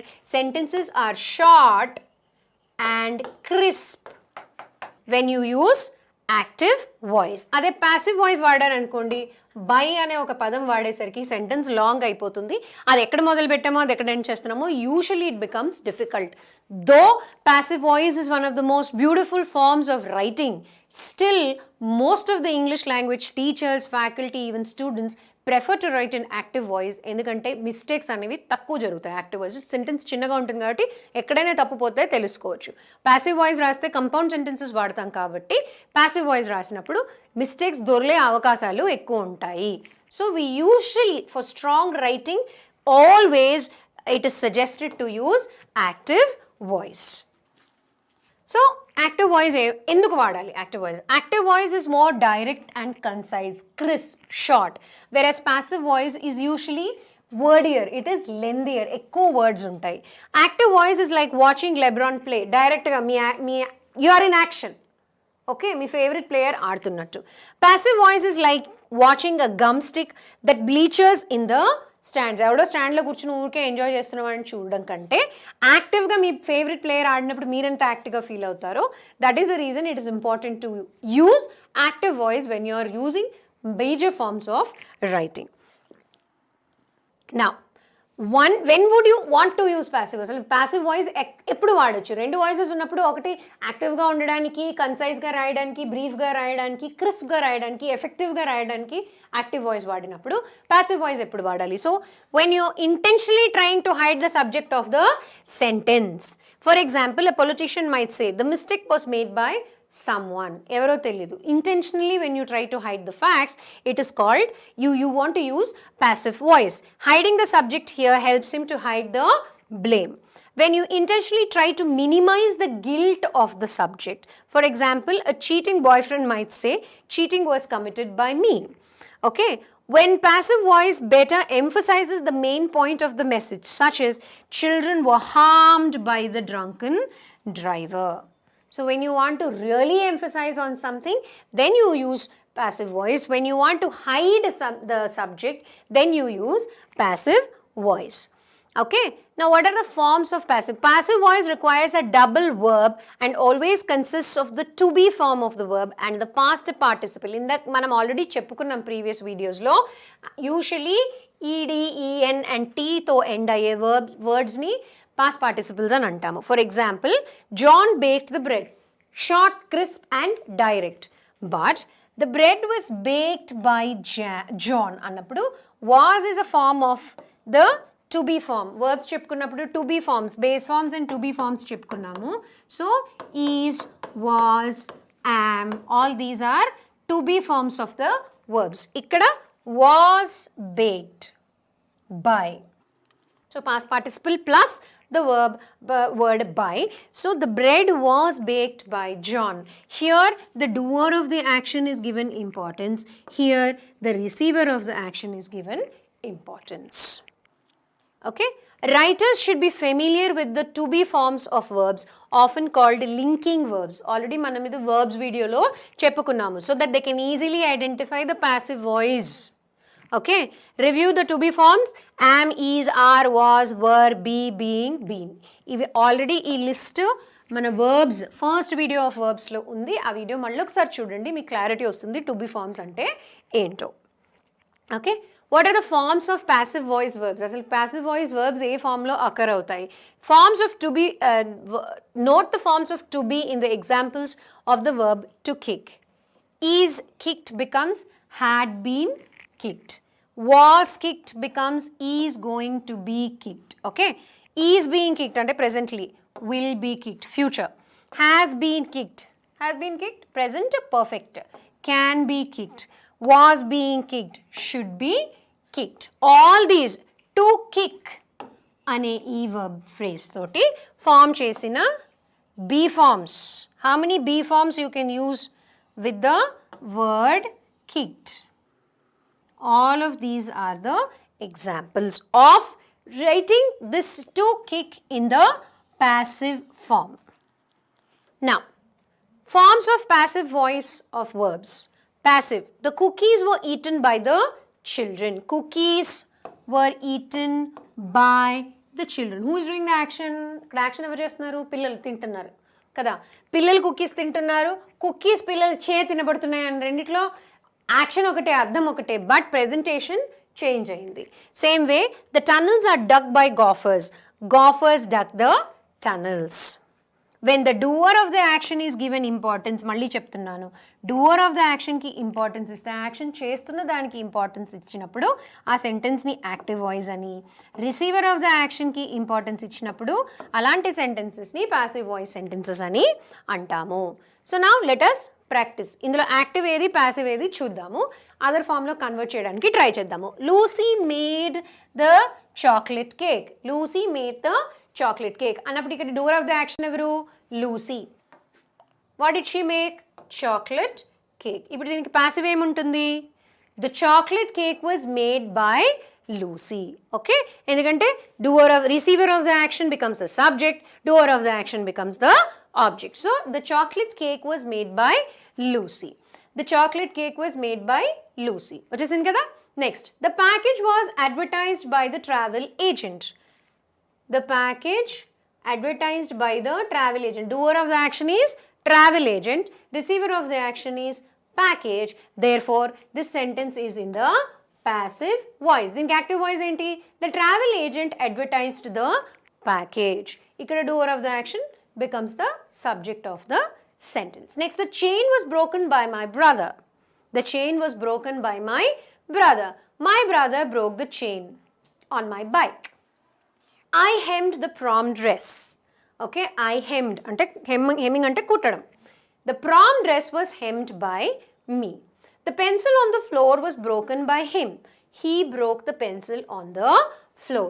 When the doer of the action is given importance, then the sentence is said to be in active. When the doer of the action is given importance, then the sentence is said to be in active voice. రిసీవర్కి కనుక importance ఇస్తే ఆ sentence passive voice అని అంటారు. I hope the concept of active and passive voice is clear to all of you.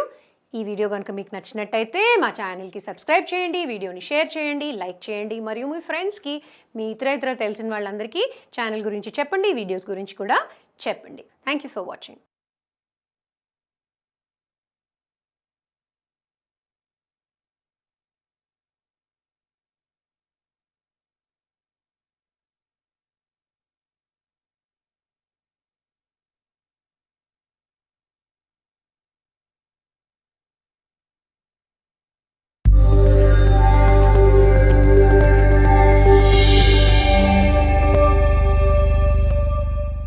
Hello అండి, welcome to T1 academy English classes. ఈరోజు మన ఈ ఇంగ్లీష్ క్లాస్లో మనం చెప్పుకోబోయే కాన్సెప్ట్ ఆర్టికల్స్. ఆర్టికల్స్ అంటే ఏదో వస్తువు అనుకోకండి, ఎందుకంటే వస్తువుల్ని కూడా ఆర్టికల్స్ అంటారు. It's a synonym. ఇక్కడ మనం